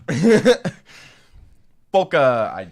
It's somewhere at my house. No, I mean, mine doesn't fit me. I think this Polka's nuts, so we're going to get into it. 3-drop, 7K, FFBE. It's not the Amano art anymore. Sworn 6 of Palladia. Remove Folka from the game. During this turn, your opponent may only declare attack once. Damage 3, Folka gains during your turn. Folka cannot be chosen by your opponent's summons or abilities, and during your turn, Folka's dealt damage. The damage becomes 0 instead. 3. I love that I can only attack. I can only declare attack once. Yeah, you can only declare attack once, but you can declare attacks multiple times. Oh yeah. Yeah. Right? That's how we get around it. No. We know the intended job of the card. Folka's a 3, in my opinion. I think she's really cool though, because the ability to go, hey, you only get 1 attack in a turn is really cool. Yep. It shuts down a 13 super hard. They only get 2 damage on you. Wool decks are hindered a bit too, especially because Gilgamesh likes to attack multiple times. Yep. I think she's really neat. The only problem is water right now isn't really the greatest of. I think her being a 3 cost is. Ugh. If she was a 2 cost that said this, and she had like a 3K power, it'd be fine. She's a 2 Get rid of her damage 3 ability and just make her a 3 cost that says us. Yeah, if it was a 2 cost though, it means you just tap 2 dudes on board, tap Tyrone, tap whatever else, tap Princess Sarah, tap whatever else, tap random thing. But at least pay 3, you have to pitch out a hand, or tap 3 backups. I mean, she is allowed to attack as well if there's anything open. But it's only during your turn. I'm still only going 3 during your turn. She can't be messed with, which I think is weird.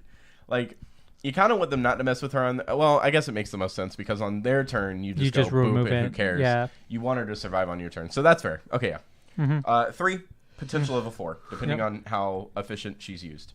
Hey, you want more Agito Cadet? 2-drop Miwa. Forward, Agito Cadet, type 0, back attack. Miwa enters the field, activate all the forwards you control and negate all damage dealt to them. Damage 5, when Miwa enters the field, all the forwards you control gain 2,000 power until the end of the turn, 5,000 power for her. She's a 3. Potential 4. The only reason she's a 3 is because she herself counters ice decks. Yes. On enter, restand all my dudes. Yeah, that's true. The damage negation doesn't even matter. The damage negation, I'm gonna and she's a back attack. So if they go to like do their cool power plays and they're like go to attacks because they like doled your board, you're like cool. Or I'm gonna let you know the damage negation almost never matters. Yeah. It doesn't do anything. Nobody plays Larsa. It doesn't do anything in the game we play today. No. Because here's the thing: doesn't stop a board wipe. No. Doesn't stop Titan. Doesn't stop anything. They just face tank that and you still die. But no, I think because of her ability to restand all 4 and she's back attack, I think that's what makes her really good. I think it's really cool this card says Dancer. Yeah, basically. I think it's really cool this card says Dancer. Actually, and she matches the element colors. She's the honorary dancer of the dancers. Oh god, what's the other color for Agito? What's the other color? It's fire. It has to be fire. Is the the other one's? I think the other one's lightning, but it doesn't search it. Never mind. There's a I think lightning searcher for Is there? Agitos. Yeah. It's like you can play both of those, and you have both your lightning fix for Lilith and water. If you wanted. Yeah. Just an idea. But Princess I think she's a 3. Mm-hmm. You need to have the right play to make her, and there's not always going to be an opening for that. Oh man, I want to withhold judgment on this card myself, but this is you, right? We'll make judgment. You just heated a Gito. Yeah, it's you, yeah. Make judgment based on the card, not what you know's coming. But what I know exists So and is coming makes here's this the card thing. better. You have to take Better, but does it change the strength of this card? Yes. Totally. Yes, infinitely. Yeah, I mean, maybe. You have to take for cards. You have to take them as like their singular value. If there's a combo, then you grade the combo instead. That's how I look at it. I'll let you go up 1 than what you were going to give it. No higher. Okay, cool. It can't be a 5. That's basically what I'm telling you. Yeah, I know. That's funny. He can go from his 3 to his 4 because I know that's what Yeah. he wants to do. 2-drop Yuna, DFF, Cat 10, Summoner forward. Hey, it's another Summoner. She's a DFF. When Yuna enters the field during your turn, the cost required to cast the next card named Titus is reduced by 2. It cannot become 0. And when a card named Titus enters your field, choose 1 summon your break zone, add to your hand. This will only trigger once.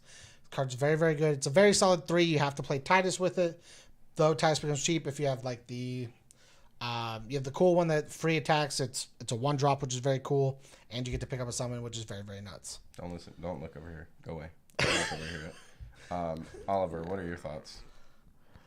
Depending on the Titus that you play, it can be really good. Right So, like, you can play the light Titus, and that makes it cheaper. So that way you can get rid of a dude, and then you're picking up a summon at the same time, which is nice. I can give it a 3. Like, it's not that bad of an ability. It's actually a pretty good ability. Are you really building a deck right now? No, I'm not. It really looks like. But you. I'm looking at your screen. There is a potential to build a Modern Water Cat 10 deck. Okay, leave me alone. So the Tituses here. Hold on. I want to look at all the Tituses. Right. We got to look at all the Tituses. All the Tituses. All the Tituses. TID. Too much type. DUS. Boop. Go. Can we talk about the other Titus now, or do you want to wait? No, we gotta wait. So there is currently the 5 CP Wind Titus, which now becomes a 3 CP. That says on enter bounce a dude, gain a crystal, draw a card. 2-drop. 2-drop light one that just says bottom deck a dude. Oh, did it die? Cool. I'll replay it from my break zone. 1-drop searcher. Ignore those 2. Those 2 don't matter. These 2 do not matter. You're correct. This is free in general. So it doesn't matter. With her on board, this is a free card. Actually, with her on board, it's a 1-drop. Oh, it's a 1-drop, yeah, which is gross. So bad. Bad card. 1-drop. Free attack. Don't touch me. Yeah. I wish this would let me. Okay, cool. This is the cool bounce one that used to be replayed a lot. So that's a 2-drop. This one doesn't matter. This one's got back attack, which is really funny, but that won't matter because I think it's for the turn. Yeah. Yep. Oh no, yeah, during this turn. Okay. So it wouldn't matter the effect with unless said otherwise. 6 CP Titus being a 4 cost that says the cost is reduced for each dude, and if you control a Yuna, he gains Brave. When a forward Yuna is put from field to break zone, you draw 2. So if you want to sack your Yuna off, you get 2 cards out of it for 4 CP basically. Or there's the other 2, which are also 2 costs. He costs even less. Yeah, he has the potential cost. He would at least cost 3 with her. Yeah. 3 less with her, so he's a 3 cost. Whatever the case. The one that is in this set later when we get to it is really cool. But Yuna alone 3. Because she reduces cost of a forward. You can't go there yet. She reduces cost of a forward. Specifically, Limit break forward named Titus, which is really cool. Limit break card name. It's not from hand, so we'll get to it, James. You said to bring it up later. And then also you get to recur summon, which is it later yet? No, it's not later. So I'm giving her a 3 for now. I'm not going to put her up to a 4 until we get to the card that I think she meshes with. Here's the thing. I think 1-drop Nutty Titus is still nutty. Next one, Uni. When Uni enters the field, choose a forward. It loses 4k power until the end of the turn. Choose a forward. It loses 2k power until the end of the turn. So honestly, unique. I think Uni's cool. Don't make a unique joke with a Y Uni. Bad, James. Card name limit break. We need to find 2. a new James. She's 2. Hey, I found your mono already. Yeah, she's a 2. I do like. I almost want to say 1.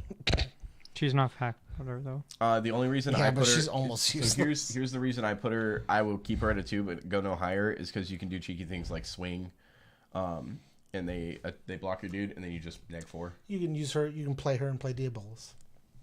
You can play her and play Diabolos.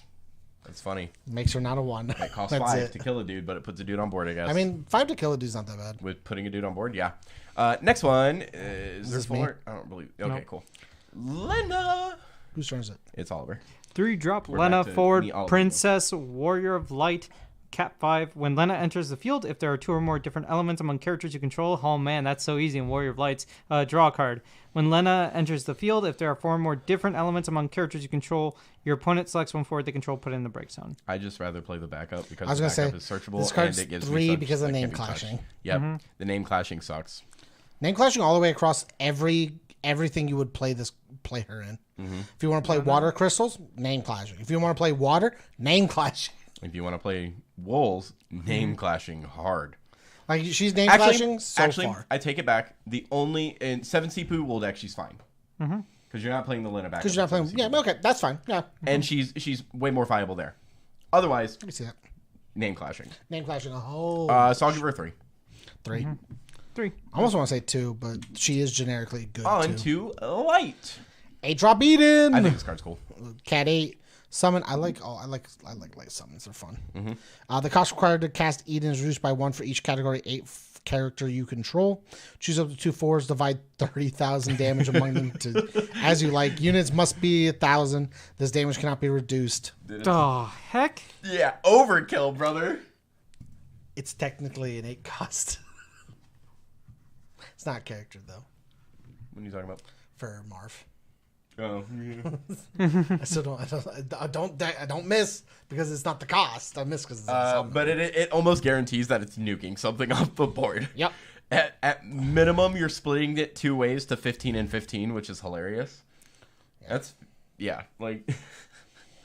And unless you in my really deck, don't like something. I mean, reducing it by 2 to make it a 6 cost is really good, but reducing it by 4 to make it a 4 cost is insane. Yeah. Especially Cat 8 deck's gonna because it's love Cat that. 8 character, not Cat 8 forwards, Yep, it's disgusting. which makes like 2 backups plus 2 forwards. You and go, you're there. you go Sid Kramer. You go. This card's just the You can play equivalent of Raijin. Bahamut hit. You can play the Raijin. Raijin backup. I don't think you play Raijin back though. This is just the equivalent of Bahamut. Too many forwards with it. Well, If I mean, you for my if you deck, go it's too many forwards. if you go with Raijin if you forward. go if you go Lightsworn style, this card literally says, "Oh, I have a full board," and you just try to put a block against me. This is very You good did not. Lightsworns. You didn't. If you can play them out fast enough, and you go, wow, Expelliarmus, basically. I'm a wizard, Harry. Next card. I'm a hairy wizard. Eden's a 4, in my opinion. Yeah. Ian's- 4 as well. Honestly, it feels bad to cast 8 to kill 2 dudes, but honestly, to cast 8 to kill 2 dudes at 15k apiece doesn't I don't- Also also doesn't feel, yeah. It's an 8-drop double kill, so like Yeah. it's fine. There's a new Citra. Citra. Yeah. Oh, 3-drop Citra Sworn forward. 6 of Palladia. Come on. Citra, when 3 drop 7k, Sworn 6 of Palladia, FFBE forward. When you cast a summon, choose a forward the opponent controls, it loses 2k power until end of turn. She's a reverse Terra. Instead of shoot for 2, it's lose 2, which is I think is better. When Citra enters the field, choose 5 cards in your break zone, remove from the game. If all the cards removed by this effect are of the same element, search for one summon to cost 3 or less, and remove it from the game. Then cast it without paying the cost. It's a lot of steps to cast one card. It is a lot of steps to cast one card, but it's not terrible. It's just what 3 cost summons do you want to play that are going to be very impactful? And Mono- when you save you the have to, you have to same see element. you have to see a They have to monocolor be- decks. Well, the cards you remove have to be monocolor. The summon doesn't, right? That's So also if you true. want to, you Yeah. just splash any summon in. Yeah, you can just but for- keep, but- you can but just for keep con- Mist Dragons in your deck for just pitch fodder, and then Yeah, but for Citra. consistency. But for consistency, like oh yeah, yeah. But like when you think about it, what 3 cost summons are you gunning to play? Mist Dragon. Mist Dragon for 1. Here, actually, let me just pull it up. We'll just kind of go through a brief history.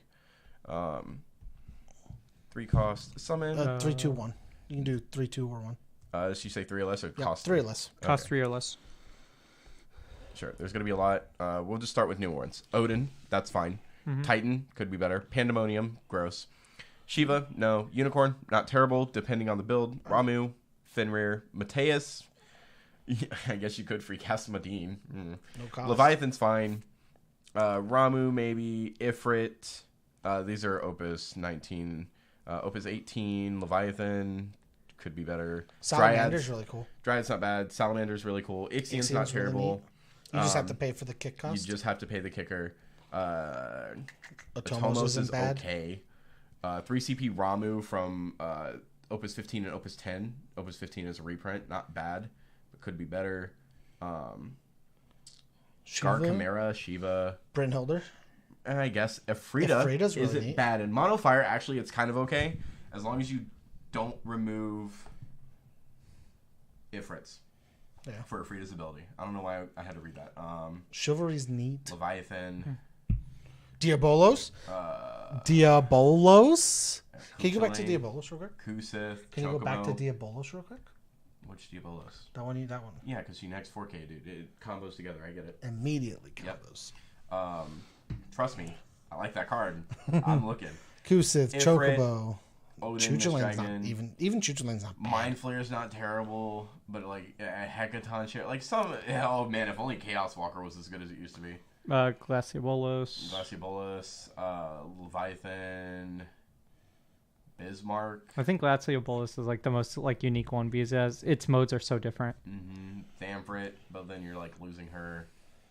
Diabolos doesn't matter there. Ashura, Belias, maybe, depending. Like, it's weird. There's like choices, but I don't think there's anything of cost 3 that really screams out at me. No. She's more of just like you play like a one of because you want to see the Ifrita, or if you want to see Mist Dragon. Yeah. Like if you're playing mono wind and you like playing the Diabolos is actually just looking at it says remove 5 to kill a dude basically, which isn't terrible. Yeah. So like having an out is pretty neat. I missed that. I guess. Oh, it got retracted. Huh. Did he say something naughty? Probably. I don't know. Next card. Reagan. Whose turn is it? Dang it. I wasn't on the right screen on here. I can go. Reagan. I read Citrus, so Reagan's on Oliver. James. Oh, okay. 6-drop Reagan. Forward, Sworn of the 6 Paldea, FFPE. When a forward other than Reagan enters your field, choose one forward opponent controls, dulls it. When Reagan enters the field, choose 4 cards in your break zone, remove them from the game. If there are 4 or more different elements among cards removed by this effect, search for one forward of cost 4 or less other than multi-element and play it onto the field. Turn 1 Reagan doesn't feel too terrible. It doesn't let you play a multi-element forward, but it does let you play a forward of 4 or less. No, because you require 4 different elements. Oh, it is 3 cards out of hand for that. Never mind, you're right.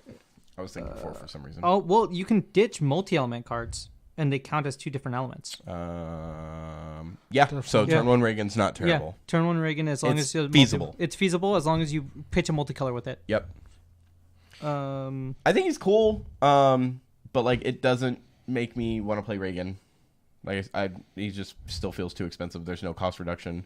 Him bringing out a dude's cool, but like he doesn't bring out multi-elements, so you're kind of hindered because like obviously Wool would be the top pick. What do you mean turn 1 Reagan? I'm confused. Pitch a multi-element card. Sure. Or pitch 2 more cards that don't share elements with that multi-element. You still have to choose 4 cards to remove them. Say 4? Oh, it is 4 cards in your break zone. Oh. So if you did that turn 1, you would whiff. Yeah. Yeah. Well, you couldn't. Yeah. You'd whiff his ability. Yeah. Okay, so turn 2 Reagan. You still have the discard pile. You build a backup turn 1. Sure. So then you ditch 3, play Reagan. That's 4. You have to remove 4 to play a dude. Oh, search for 4. I thought it said from the discard. Never mind. Card game players. Card game players. Know how to read. Yeah. We don't know how to read. Yeah. I'm going 4. I still think it's a really good card. Yeah. I just don't like his cost. It's too expensive for me. With 7s we only and got 9s in one the game. dark card, by the way, the set, which I think is funny. But we got 2. I think it balances out because of the limit breaks. So let's move into limit breaks. For those of you who don't know what limit breaks are, it's essentially just an extra deck where you get a card that you can play. You pay the cost at the How many cards in the side deck? 8 limit breaks. I think you're allowed 3 copies of a card. Yes. Or is it 2 copies? No, it's 3. It's 3 copies of a card, but isn't it 3 copies of card type? Is your max? Yeah. That's what I'm thinking of. You pay the cost at the top. So, for instance, Zach is pay 3, and then the limit break aspect is where it says like limit break dash whatever number is the number of cards you remove from your limit break deck to play this card. So Zach costs 3. Turn face up. Turn face up, sure, but they're useless. They're already removed from game pile. Technically, they're in the limit break zone. It's a separate zone. It's not a remove from game zone. They updated the rules for that. Oh, cool. Entirely Yeah. separate. It's just It doesn't matter because it's an even extra, if you, all it because, is an extra deck. yeah, because even if you remove the card from If it was game, removed it's from still, game pile, X-Death triggers way faster. Because there's 8 cards gone already. Started. You're only, 11 cards away from getting there. Or 12 cards away from getting there. I don't know why I said 11. I was thinking 9 for some reason. So yeah, 3 CP Zach, limit break. When he enters the field, choose a forward and deal it 3k damage. I think the Zach sucks. He's 1. pack fodder. He's a 2. He does something. Yeah. But I don't otherwise, think you just ever played play the him other over any other Zax. Zax. I'm going 1. he's a 2 because of Tifo. Nope. In case my Zach doesn't exist, this one triggers Tifo. I'm still going 1. That's fine. But this is the poster boy of the Hidden Hope right now is this card. And it's not even that good. It's not that good. One of the benefits I will say to Limit Break is that you get to see what cards are in your Limit Break deck as your opponent doesn't. But currently, because it's the brand, like Limit Break's brand new, and we only have I think like the maybe 8. So how does or so Limit Break cards. work again? One more time, so that way people know. God, you're making me explain this again. Yep. So So you have 8 cards in your Limit Break deck. Yep. When you go to so cast, we're gonna do this. So I have 8 cards in my Limit Break deck. We'll say Yep. this is 8 Yeah, cards. sure. Who cares? When I want to cast this one card, this will be a Zach proxy. Sure. I pay 3 like I normally would. Yep. And then I remove, or I flip face up, X amount of cards equal to the number of the Limit Break. So if his Random Limit Break is or- 1, no, you pick. You pick. If the Limit Break is 1, I reveal one I wish card. it was random. I never get to use that card again. I actually And think I the cast game Zach. would be. I think it would be a lot better if it was random. It would Or- be better if it was random. 'Cause Yeah. it When you take it and then you take all the face down cards and then you shuffle and just Yep. rip. Yep, just rip the one. I'll let you figure this out while I keep going, though. The only cool thing about Limit Break, in my opinion, is that it's hidden info your opponent doesn't get to see. So you actually have the chance to surprise them with things outside of what the normal deck construction would look like. It's also pseudo hand. It is a pseudo hand. So discard decks are still strong, but they're not as strong anymore. We have to see. I think they won't be as strong anymore, but we'll see when we get there. But it also means like I put a 3-cost body out for, let's say, 1 card out of hand instead of 2 cards out of hand. You know, pitching 1 to do it and then playing the card, which are like the benefits to it. But yeah, no, this Zach is not that great. I don't like it. Next one. Me. Is it me? Nope, it's him. 8-drop Mont Leonis Limit Break. Forward Arc Lord FFBE Limit Break 3. When Mont Leonis enters the field, choose 1 fire forward of cost 3 or less from your break zone, and 1 fire forward of cost 5 or less in your break zone. If you control 5 or more fire backups, play them on the field. They gain haste until the end of the turn. Then put 1 backup you control into the break zone. He has 9,000 power. They power crept Zonde. Yes, they did. They literally just power crept Zonde. The 8 CP Zonde says when he enters the field, choose up to 1 fire forward to cost 1 and 1 fire forward to cost 3 in your break zone. Play him onto the field. Damage 5. When he enters, choose a fire forward to cost 2 in your break zone. Play him onto the field. problem is, when is Mono Fire gonna have 5 backups? You said you build towards it. You just build the deck now. I think Samurais can easily get there without Sam's even can trying. easily do it. I think Monofire itself Under easily Sam's, has I the think it's fine. backups to still do it. It's a little rough. I think it's sometimes. rougher because you don't always need your backups and you want to play more aggressively. But I don't think Monofire has a problem being able to do it either. Yeah. Especially if they know they're gonna have this for a push turn later. I will say though, the ability to choose 5 or 3 or less is cool, but 5 or less Is is disgusting. really gross. 'Cause This you is- get Ignacios, you get Ifrits, you get You get Wool. Ardens. This card ends games. Yes. For me, You get Wool. You get Wool. this is gonna be the first time I said it for this set of videos. This is a 5 for me. Yeah. This wins games, Yeah. Because of the haste. or it sets. I think because of the haste, it Yeah. really wins games. Imagine though, this is the what I double find play. funny. Here's the thing: the double you play, play- is just as good as. I'm 7 okay. wool. I'm okay losing like Arden, for instance. Yeah. I'm going with Arden because I think it's nuts. I'm okay with losing 3 backups to give 2 dudes haste and Arden say play 2 more things. Yep. Either giving me my backups back and to do other stuff, or playing more dudes that potentially have haste. I'm okay with that. I do think Mont Leonis is cool. And because it costs actually 8 and not 10. Why are all Leonis's nuts? Stern Leonis is nuts, and then his brother is fucking nuts too. Mont Leonis has always had some solid cards. Yeah, I don't know, man. They like FFB Leonises. they like War of the Visions. That's what I'm saying. They Yeah, must have made a lot of money off War of the Visions. That they're like, they're just like, hey, let's put these guys in here. There's no way they didn't. Yeah. So yeah, no, I think Mont Leonis is nuts. I don't want to disagree with you calling it a 5. I want to see it played first. Mm-hmm. On paper, though, I wouldn't disagree. That's fair. Like, here's the thing. On paper, it does just as much as Wool 7 does. Also, this card but gets haste. That as well. Mm-hmm. Yeah. It's replayable as a limit break card because you're only removing 3 cards. Yep. Out of an 8-card deck, you get one more time. You can use it twice, yeah. It does the same thing Wool 7 does in the sense that it plays 2 dudes on board. It doesn't have the protection, but it gives you haste, which is the part that Wool 7 makes you feel okay about. Or in the sense of Gilgamesh abusing, comes out and just says, I slap you 5 times. Yeah, but instead of Wool 7 giving you 2 3-drops, this gives you a 3-drop and a 5-drop. Which is disgusting. You get to select from your break zone. Yep. Which is way more important, because now Fire's break zone is a bit more useful as well. Yeah, it'd be really cool to grab a Scion and like an Ifrit. Man, it's so cool to grab an ace and grab something else. A Squall. I was expecting you to throw grab a Scion and a Squall. Oh, it is 5 or less, so yeah. Scion and a Squall. Double attack. Sweep for 7. Cool. So yeah, next card. It's so far the only card I think I've awarded a 5. Victora. Oh god, I hate this card. 4 cost, FFB Dragoon, limit break 2, forward 7k. If your opponent has no cards in their hand, she gains 3k power. When she enters the field, choose a forward. If your opponent has 2 or less cards in their hand, deal 7k damage. Cards lackluster. She's so lackluster. She's a 2. Mm-hmm. She's got to be playable because Ice might want to limit break cards. Here's the thing. If she was Wind or Lightning, I would have said 3. It's thematic though because I believe for Dragoons. I believe Dragoons in War of the Visions are only in ice and water. I think in that game. Nah. So thematically, it makes sense. I never played a Final Fantasy game. It's a gacha game. It's a mobile game. Sounds about right. It's very fun though. Yeah. Never played it. It's tactical. It's really nice. Operate, whatever. Don't worry. I think this card's cool. Go ahead. 3-drop Serges, limit break forward, Lancer, FFBE. They couldn't call limit break 1. When Serges enters the field, select one of the following 2 actions. Choose one forward, dole it. Choose one forward, freeze it. Is better than the last one. 100%. It's a 3. You play him more than you play I'll Victoria. either dole it or I'll freeze it. Here's the thing. It only costs 1 limit. Yeah. You can do it multiple times. I mean, she costs, what, 2? 2. Yeah.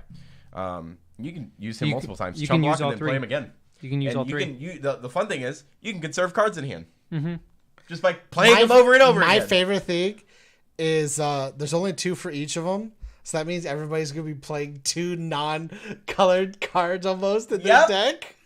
They have to. You need the 8. Next one. Ace. Go ahead, James. I mean, I haven't gone in like 6 times, but yeah. What are you talking? You literally just read Mont Leonis. No. You read Mont Leonis. No, I read Victoria. Who No, read Mont Leonis? I did. Oh, did we really skip you on Yes. this? You skipped me the last 6 times. Okay. You guys have went the last 6 times. It was pretty funny. I was gonna Every let, single time you've done it, I've looked at the camera like this. I let it go because I thought it was funny. I was going with it. Read Ace, James. Take it away, dude. Ace is an Take 8. Ace and the next one, okay? We'll make up for it. Yeah, because I don't want the next one. Yeah, you'll get it though. You're welcome. But it's one of your favorite characters. Yeah, sure. It's garbage. Read, James. Ace is an 8-drop limit break, class 0 cadet, DFF type 0 forward. Limit break 3. When Ace enters the field, deal 1,000 damage for each wind character you control to all the forwards your opponent controls. When Ace attacks, reveal the top card of your deck if it's a wind card, add to your hand. This card's a 4. It's a 4. 4.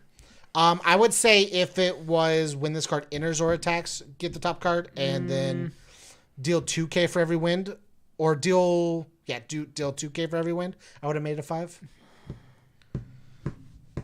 Either or. Hot take. Either I think 3. It's a board wipe. Yeah, I still say 3. And if he stays on board, he's netting mono win more cards. He's Bismarck and Fat Chocobo without even trying to be. Mm-hmm. I know, but like Mono Win, his goal is to play these small dudes to pick them back up to value cards and stuff like that. Paying 8 straight out of the get-go to play him is like it puts their turn really awkward. Well, so the thing is, this is what you play after your restand. After your full restand from Rosa, you slap down Ace, which creates cast number 4, which doesn't feel too bad because you can throw something else out for a 5 and you get a board wipe off of it. It essentially just means you don't need to rely just on Luso for your board wipes. Yeah, that's why. The game plan will still be Luso. That's why I say hot take. I need to see it go off. I don't see it right now because turns are awkward. I don't think Mono Wind plays. Yeah, no, that's. I think Splashed Wind decks do. I don't think Splash Wind deck. I think Mono deck still plays it because it's a limit break deck. Chance of whiffing too much on a swing. It's a Mono Wind card. Wind card. Yeah. Yeah, so that's why Luso's just more consistent, though. It does give you a fat chocobo in hand. Next one. 5-drop Yuri limit break since I'm doing both of them. FFCC Lay Crystal user. Forward. Slay Crystal user. he does limit break 2. If you control 5 or more backups, Yuri gains 4K. I love this part. When Yuri enters the field, you may search for one card named Chelinka forward of cost 2 or less and play it on the field. That's so cool. He searches out Chelinkas. Yep. You mean the Earth Wind one that sucks? The Earth Wind one that breaks a monster, or how about the new Wind one that says that he gets haste? Because that's nuts. That's what a 5-drop 8K needs. That does nothing else but search out that Chelinka needs. Haste. You have insane. And you have to have 5 backups. Yuri's insane. I love this card. It's so cool. Can I just go back to my Can I go back? Can I just say 1? That's fine. No, he's not even included in limit break decks. He's not a pack fodder because you can't put him in your main deck, so he doesn't make your numbers. He doesn't make your numbers, so he's on 1. Use it. All right, next one. Shantoto. Probably the best one. Nice. 4 cost limit break. DFF. Damn. If only she was searchable. Category 11 mage forward limit break 7. It's funny because she's not, because she's already in the limit break deck. I know. But she's a DFF, which means she is searchable if she were in the main deck. When Shantoto enters the field, you can pay 5. When you do so, remove all the forwards and monsters other than Shantoto from the game. The fact that she says monsters is the most important part. Yeah. Pay 9. Blank the field. Yep. Both sides. Yes. Everybody's playing this card.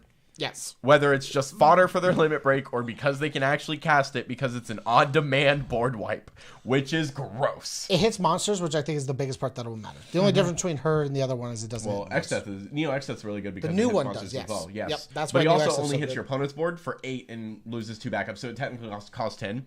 While this card actually just costs a hard 9, and you only get this in your limit. You get to play this. That's it.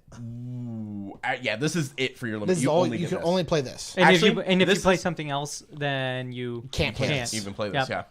Yeah. This is the only limit break card currently that we have shown that feels thematic to limit breaks, in my opinion, because it uses all of the resources to just wipe. I can see that reason. I was gonna say I think Montleonis is very limit. Like we were talking about this earlier when he wasn't here because we didn't want to spoil anything. Yeah, it depends on the game. I don't think Montleonis is limit breaky. I think Montleonis feels like a win more card. So let's go back. We talked about this yesterday, the day before. On me and him have already read most of these. Wait, we should probably get through the rest of the limit breaks. Then. Fine, we'll talk about it then. Sure. We'll talk at the end. Next card. 1. Well, you got to read it, so. Yeah. It's a 4-drop Mott. It's forward monk, category 11, limit break 1, brave. When Mott enters the field until the end of the turn, all forwards you control get 1,000 power and brave. The Brave's real neat, but they don't need it. Because you already play fucking Yang. Yeah. Yep. You rather also cost Mott just searches for more monks. Yeah, so like this Mott feels bad. Is garbage. Terrible. Could be better. Now the best color from, in my opinion, from the colors. Oh yes, James, take it away with the Rider. 4-drop Cloud limit break, Cat 7 Rider job. I think it's the first Rider job. Forward limit break 2 when Cloud enters the field. Ride hers. Rider, I barely know her. Choose 1 forward of cost 3 or Roche less and break it. I don't know. He might be. No, I think he's a soldier. Is he really? We should check that. Limit burst. I got it. Appreciate you. Copy of Cloud. Pay for.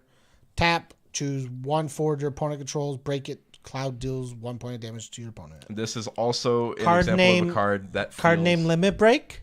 Yeah. Card name limit break! Card name limit break. This Cloud feels like a limit break card. On enter break it due to 3 or less, whatever, that's standard. But his limit burst feels like a limit break ability. Yeah. We'll get more into it. This is the card also that specials, in my opinion, I think we're supposed to be a precursor to limit breaks. Like, your special is like their main, cool ability that they do. Usually a limit break-esque ability. And, specials have changed about since then. But this is the one where it, like, meshes both of them pretty okay. I think pay 4 is gross. I think it should be pay 3, personally.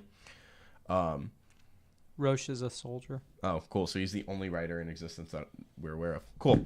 Yeah. But I like this Cloud. I put this Cloud at I'll say a 4. He's on curve for cost. He breaks a dude on enter. And if your opponent doesn't deal with him, you limit burst. And if they deal with him, you could just replay him again. You have the chance to play this Cloud 3 times. Yep. Which isn't terrible. No, you don't. You have the chance to play it twice.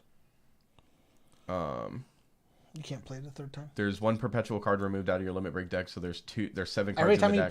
play, every time you play, you move 3 cards. Yeah, because So you'd have 2 left. because it goes back up. Yeah. Well, I'm constantly taking this one out, which puts you. So hold on. Yeah, that's what I'm saying. You have 1, 8 cards. Every time you play 7 this, down to 5. Okay, 2 times. Yeah. Yeah. every time you play it, you're moving No, wait. 3 cards. 7 down to 5. 5 down to 2. Yeah. And then 5 you down to. and then you only have 1. 3. You have 1 face down after if you're going to try to play him a let's third do time. Okay, so you have 8 cards. All right. Look. Follow me here. I'll be Follow me. with you. I'm just doing physical math. Here, with it. let me do that. Follow me. Ready? Have your 8. You ready? You have your 8. I'm not doing fucking. Okay, math. so You play your Cloud? card. Yep. Remove your 2. Remove 2. Play Cloud. Cloud. No. Cloud goes back if Cloud dies. No, he stays. He goes back up face up. The rules are he goes face up in the deck. If Cloud goes bye, Cloud goes back into your limit break deck. Yes, but he goes face up, so you can't use him. Now we have to look at rules. That doesn't make sense. Yes. Why that would make 100% sense. That doesn't make sense. Hold on. Why would that not make sense? You have a discard pile. They Yes, don't go. no. When Limit cards break die, cards, they when limit break cards die, they go back into the limit break deck. That'd be sick. That's how that works. They go break zone, limit break deck, removed, limit break deck. Wherever they go default back into the limit break deck. They go face up though. I have no idea. I know because me and Chris were talking about it. I didn't read it. Me and Chris were talking about it. I'm pretty sure We're they all go gonna learn back something face here up. today, boys. They mention it with probably these cards. Yep, they do. It's there. It should be in this paragraph area. It's in this. You must play. Can't be used face up. Oh, they'll give me more after that. First limit break cards cannot be. Don't care. Now we are prepared to use those limit break cards in the game. Let's get to good stuff. How to actually play these cards. We gamble. Other important rule is that once a limit break character leaves the field, it will go to whatever zone it's supposed to go to, but will immediately return to the limit break deck face up. So if it's broken, the card will be placed in the break zone for a moment, but it will be sent back to the limit break deck immediately after. The same rule applies when the card needs to be returned to the player's hand. Remove for the game. Okay, cool. Yep, So I so didn't it read goes the face face up up. part then. Play. We're good. No, Yep, we're done. yep. I got it now because it goes face up. If it didn't go face up, you get 3 turns. Yeah. I don't know why it would ever go face down. Yeah. I was like, no, it goes face up Yeah. It just goes back to the deck. I don't fucking know. because I had to. It just made more sense to me that it goes face down so you can play the same card because I'm only imagining people ever playing 1 copy of these cards generally. That's what I think. But that's fine. I can't argue with that. So next one. Lightning. Oh, that's me. 4 CP Lightning, Limit Break, Ravager, Lassie. Category 13 forward, never going to get used. When Lightning enters the field, choose the Lightning summon in your break zone, add it to your hand. Limit Break 2. Yeah. It's Like, a 5 cost. It's playable at least. I'd play other Lightnings over this. Yeah. 100%. Like, this Yep. card's But a it's 1. in your limit break, which means you don't have to take up spots. That's Sure. that's the difference. It's a 1. I think it's honestly a 3. It's in your limit break deck. It's a 4-drop 5K. Right now, you don't have better to play. Sure. Sure, you still don't have better to play. I will play this Cloud more times than I will ever play that Lightning in my life. Probably. The Summon Recursion's cool, but there's better Lightnings to play. Yes, I know. Next one. Tito's. Titus, go ahead. 5-drop Titus, forward Guardian 10. When Titus enters the field, if you control 8 or more forwards and or backups, you may pay 3 water. When you do so, select up to 3 of the following actions. Choose 1 forward, put it at the bottom of the owner's deck. Choose 1 backup, put it on the top of the owner's deck. Draw 2 cards. Yeah, so with Una saying that this Titus costs 3, and then essentially paying 5 for a dude that says get rid of 2 dudes, draw 2, feels really nice. Paying 5. because it's -3. Yep. So it's minus 5 to 3 goes to 2. Yeah, you're paying 3 plus 3, 6. My bad. Yep. I miscounted that. Yeah, one. I was like that doesn't make sense. Still paying 6 to get rid of 2 dudes. Hit 2, draw 2? Yeah. And one of the guys or one of the cards So you it's get rid of goes to top of deck, so you can spike it into their break zone. So it's technically or not their break 4. zone, their damage. So it's technically you only pay 2 at the end of the day. Yep. And you get to cycle to see more cards. Yep. And it's a 5-drop 9K at base, which is still pretty good. Yeah, I like Tidus. I think Tidus is also a good example of a limit break. I think it's definitely a 5 too. I put Tidus at a 5 because I think Tidus can change the state of the game drastically. Yep. Or at worst, he will balance you out and put you in a more beneficial spot than just balancing you out and leaving you there. Yep. At worst, you put a big dude out. He almost on board. costs nothing too, which is crazy. Yeah, And and you if can you do play it with that Yuna. and you can do it Honestly, twice paying in a 8 game. isn't even that terrible in my opinion either. And you can do it No, twice a yeah. game. Yep. Yep. Next one. Leo. 3-drop Leo, King, FFTCG forward, limit break of 1. When Leo enters the field, draw a card. 1. Garbage 1. 1. That's cool. And then Little Leela. Did you do it again? Little Leela. Can I read from here? Yeah. 5 cost 8K FFBE Mystic Knight. Whoa. Forward limit break 1. When she attacks. When she attacks, choose for the opponent controls. Loses 7K power until the end of turn. When she A's. When she A's. Yeah, I think this card's also like a 2. She's a 2. 3. I think negging 7 is cool because it helps you beat over. It doesn't kill, but it guarantees a beat over, which I think is I fine. mean, you made beat Victor. over. Not the only You made thing getting beat over. Victoria 2 for the same reason though. I made Victoria 2 because she does absolutely nothing in my opinion. Ice. Like she doesn't do anything. So neither does Leela. She does the same thing Leela does. But Leela can be played in other decks other than Ice. Leela Sure. says when she attacks though, not when she enters. Oh, I didn't even. And notice Victoria that. shoots for 7, not neg It's 7. the same thing. I think the neg is more important because you know what I can do off the neg? Combo. Actually, Diabolos. you know what the neg also does? Neg means you can attack over. I just Versus dealing damage and attacking with and over. I'm saying more of you can't get beat over. He said that though. Whatever. In my brain, I didn't process it as. your sweet tea sucks. How dare you? You didn't even try you- my sweet. Yeah, that's you- why it's funny. You okay? What do you put in that sweet tea, man? I didn't hear beat over as beat over. I heard it as just beat. It's like if you deal 7K Like something. the food? Yeah, like the little squash radish. thing? Like the little radish, yeah.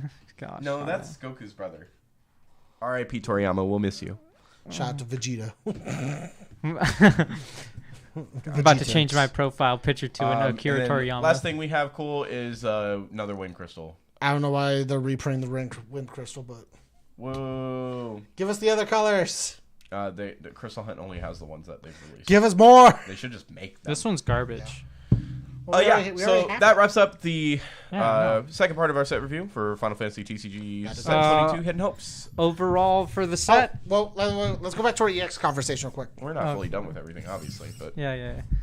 Okay, so we had this conversation on Tuesdays when we recorded, right? Mm-hmm. So the conversation was most of the limit break cards don't feel like limit break cards. They don't feel like feel like limit break regular cards. cards they threw limit break the word on. Like the Montleonis feels like a limit break. The Titus and the Shantoto feel like a limit break. As much as you may not agree, the Ace feels like a limit break somewhat.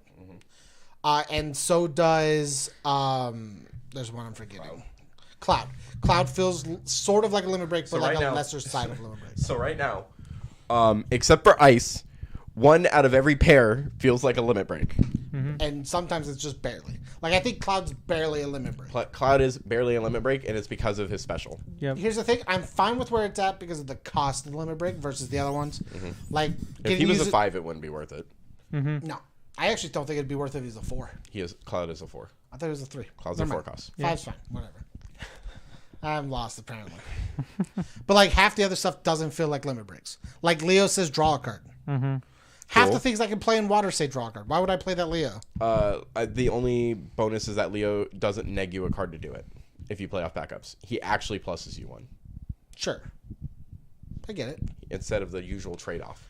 So he's really cool to play when nothing in your hand does anything else and you want to waste a turn. Yeah. Sick. Or you need a cycle. How about we fix the game to where the consistency wise? Just build your deck better. yeah, you don't It's have not to worry even. It's about not even fix the game. It's just build the deck better. Yep. it. Like So here, let's we'll go by one real quick, and we'll just kind of explain where they lack and what we think they could do to improve them, right? So we'll start with Zach. He does too little. Doesn't kill anything. Zach doesn't kill shit. I think Zach's he should kill 3K or gain ping. something. The best thing Zach can kill right now is a 1-drop because a lot of 2-drops are 5Ks. Zach doesn't do anything. You know what would be really cool? He's a soldier. That's cool. He can trigger Angeal.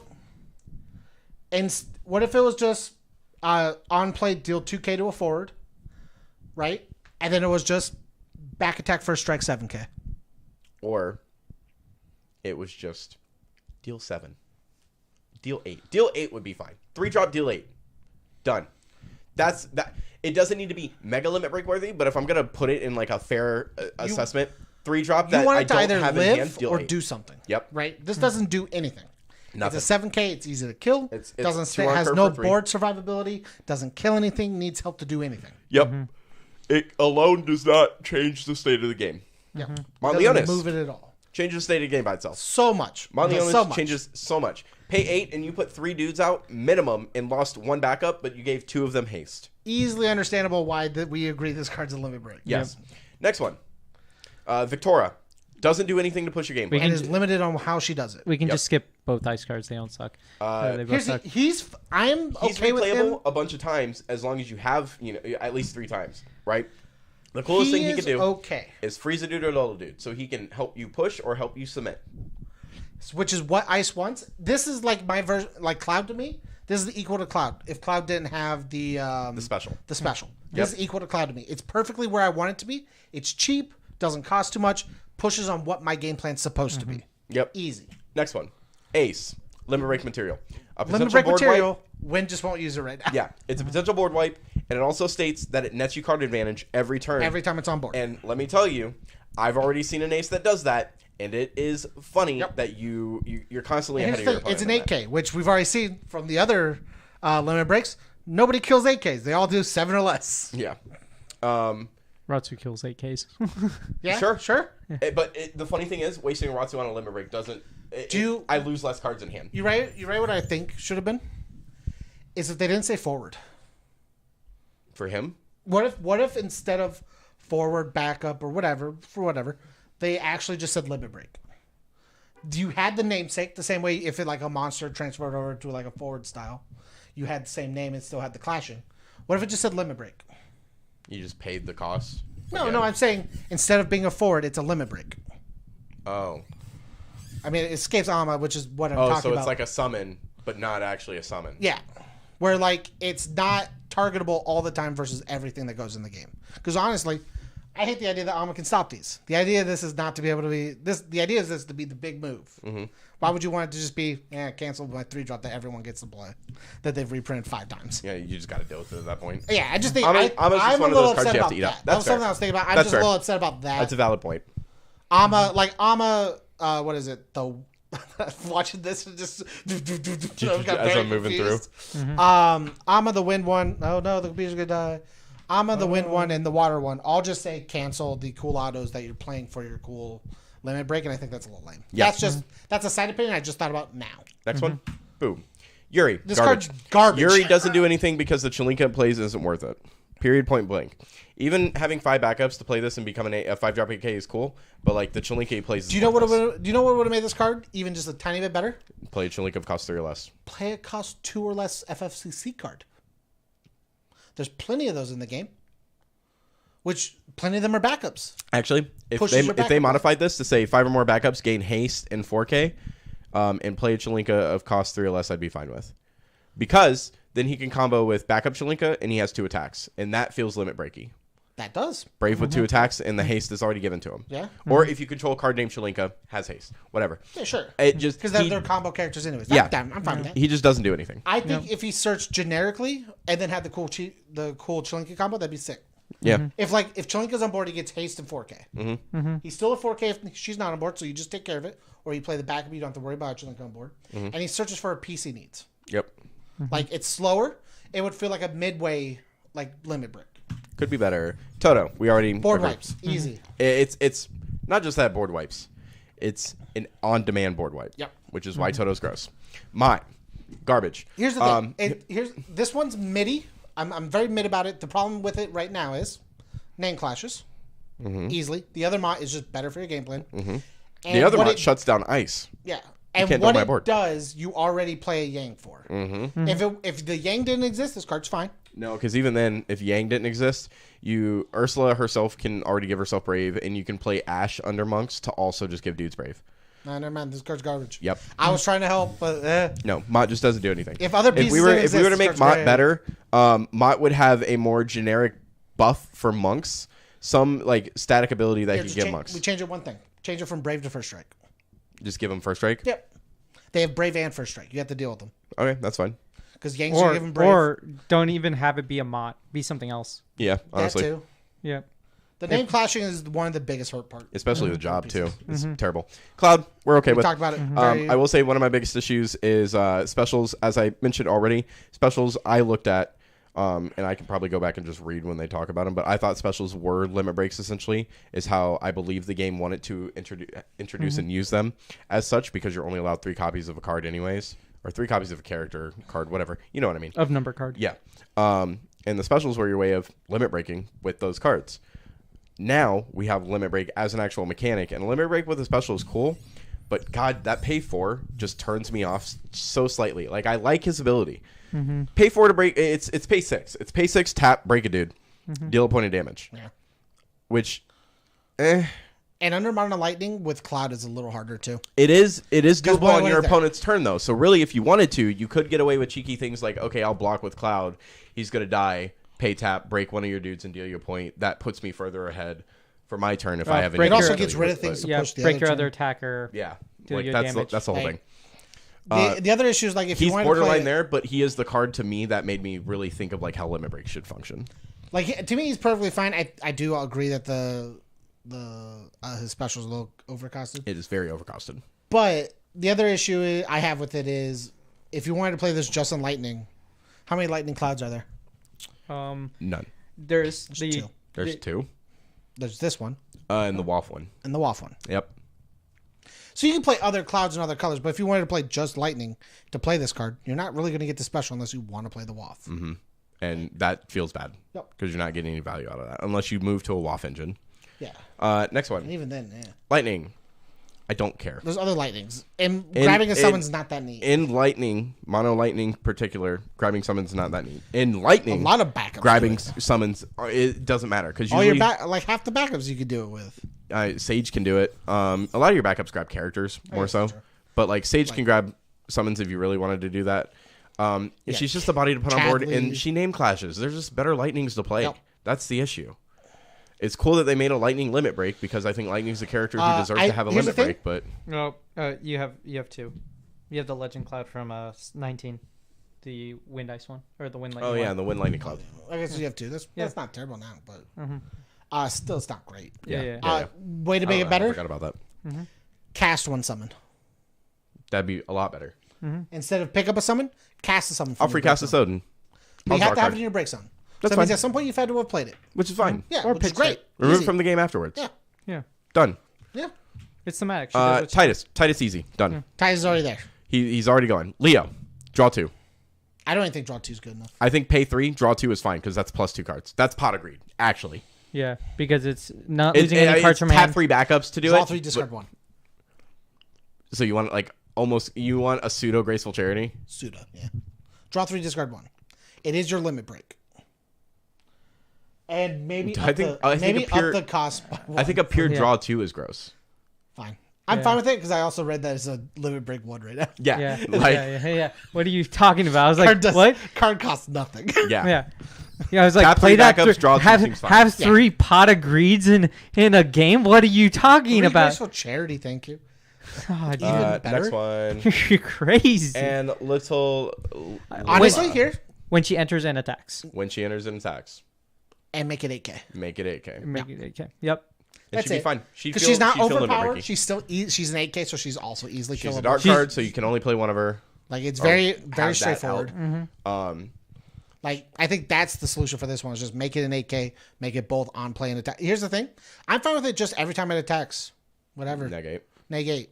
Like the inner would obviously make it even better because it is a limit break. But like every time you attack, deal 8K to We don't something settle still like that. very strong. We need on enter and we needed it 8. There's so many cards that do on enter and attack stuff now. To keep up pace, it would be better. But I said I would be fine if it was just. But it sucks. She can get Ratsued. She's an 8K. Yep.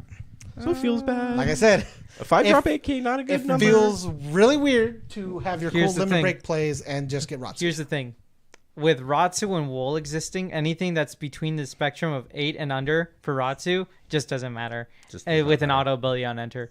Anything everything and for then this. and then anything that is 5K that has doesn't have an auto ability and is 5K, it doesn't matter because Wool exists as a card. And so you're gonna run into one deck that plays Wool and it will die and your combo means nothing. Yep. That's how I see every card now. It's just like if it has an auto ability when it enters, is it 8K or less? Doesn't matter because Ratsu exists.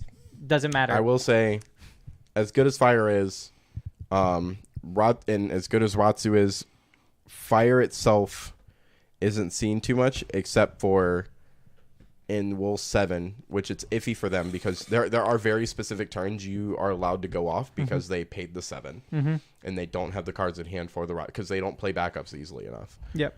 That's that deck's biggest weakness is it doesn't play the backups like it should. Yeah. Cat 13 can play Ratsu, but usually they're dumping their hand within the first 2 turns, so they don't have the time to. Their whole game plan is to push you before you can set up, and if you can set up faster than them, who cares? So I don't think 13 decks should even run Ratsu because your game plan should be consistent. Yeah. I'm trying to think of something else that might play Fire. Any Wool deck, like Soirees, but Soirees takes its time, so you have time to build with them. Yeah, but at the same I was trying to go through. I don't even know if there's one for every color of cards that I would consider limit breaky inside the colors right now. What do you mean? That we got from this set. Other cards that weren't limit break specific, but so you would have to look at legends first off. Set cards I would look at and think limit break. So I was going across Ultimecia. If Ultimecia here, so we'll use Ultimecia as an example. If she didn't require the 15 or less, or the 15 or more, and she just said on play steal a dude, limit break. Yep, easy. Take here's I was going through it. So if we go from the top, I honestly disject limit breaky. On play trade, easy. I think it would be on play. I think if Jekt entered and said he deals his power to 2 dudes, not a fight, just deal power to 2 dudes. I was saying same things, free cost, but still trade. But you just play it from anywhere. I don't like that. I think he'd be very limit breaky if he dealt 9K to 2 dudes. Kurosami, definitely limit breaky. On play, snipe your opponent's hand or snipe their board, basically. Mm-hmm. Dorgan and the Robber are both midi. They're very mid. Midi EX breaks. I think the Gilgamesh too is also a midi EX break. I think it's good. Noct would definitely be an EX break. So would Adia and we were talking about the Ultimacy if we fix them up a little. Somebody mentioned in the comments of one of our videos.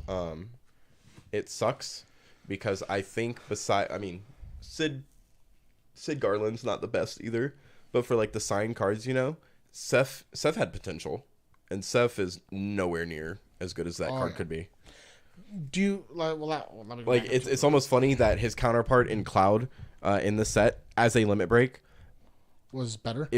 Even if you took the limit break off and you got rid of his special, in my opinion, I think is what makes the limit break so good. And he's just on inner break a 3 or less. I still think Cloud would be better. What if? So let's fix Sephiroth to say we're trying to fix. We're limit gonna breaks, attempt to fix Sephiroth. Keep the on enter. Your opponent discards a card. What if it was special? Pay 2. Blip Sephiroth to then break a dole back up and use his inner ability again. That's it. That's all it is. Repeat that one more time. Okay, so he still has his on enter. Your opponent discards. Mm-hmm. His ability is now special. Pay the 3. Discard a copy. Blip him to then break a dole dude and make your opponent discard again. Oh, okay. That's fine. Just straightforward. It's still 3-drop 7K. It's a double discard, though. Yep, but it's a double discard you get off of it. Yep. Mm-hmm. It's only once per turn? Sure. I was fine with as a limit special. break. It's a special, so who cares? Oh, yeah, it's a special. Okay, yeah, never mind. Yeah. So, it's just on enter, you do the thing, and if you want, you can special while he's on board to just blip him. Mm-hmm. Yeah, I'm okay with that. Because he still won't have haste, which means if you want to use him on an attack turn, you have to attack first, then blip him. He just becomes a really good chump blocker at that point. Yep.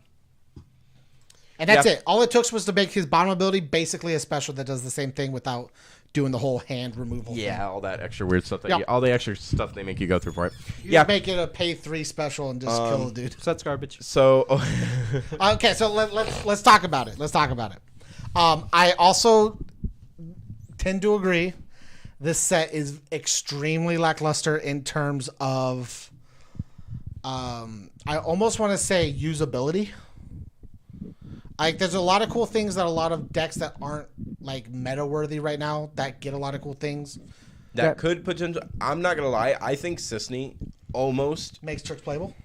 Turks are playable, but I think makes Turks better. Sisney will put Turks into the spot where I think Turks could take. Put you like BA. Put you in tops. Yeah. So like I think Turks got a little bit. Obviously, Bono Ice got some more. It was already really good, but it was falling behind to speed. Mm-hmm.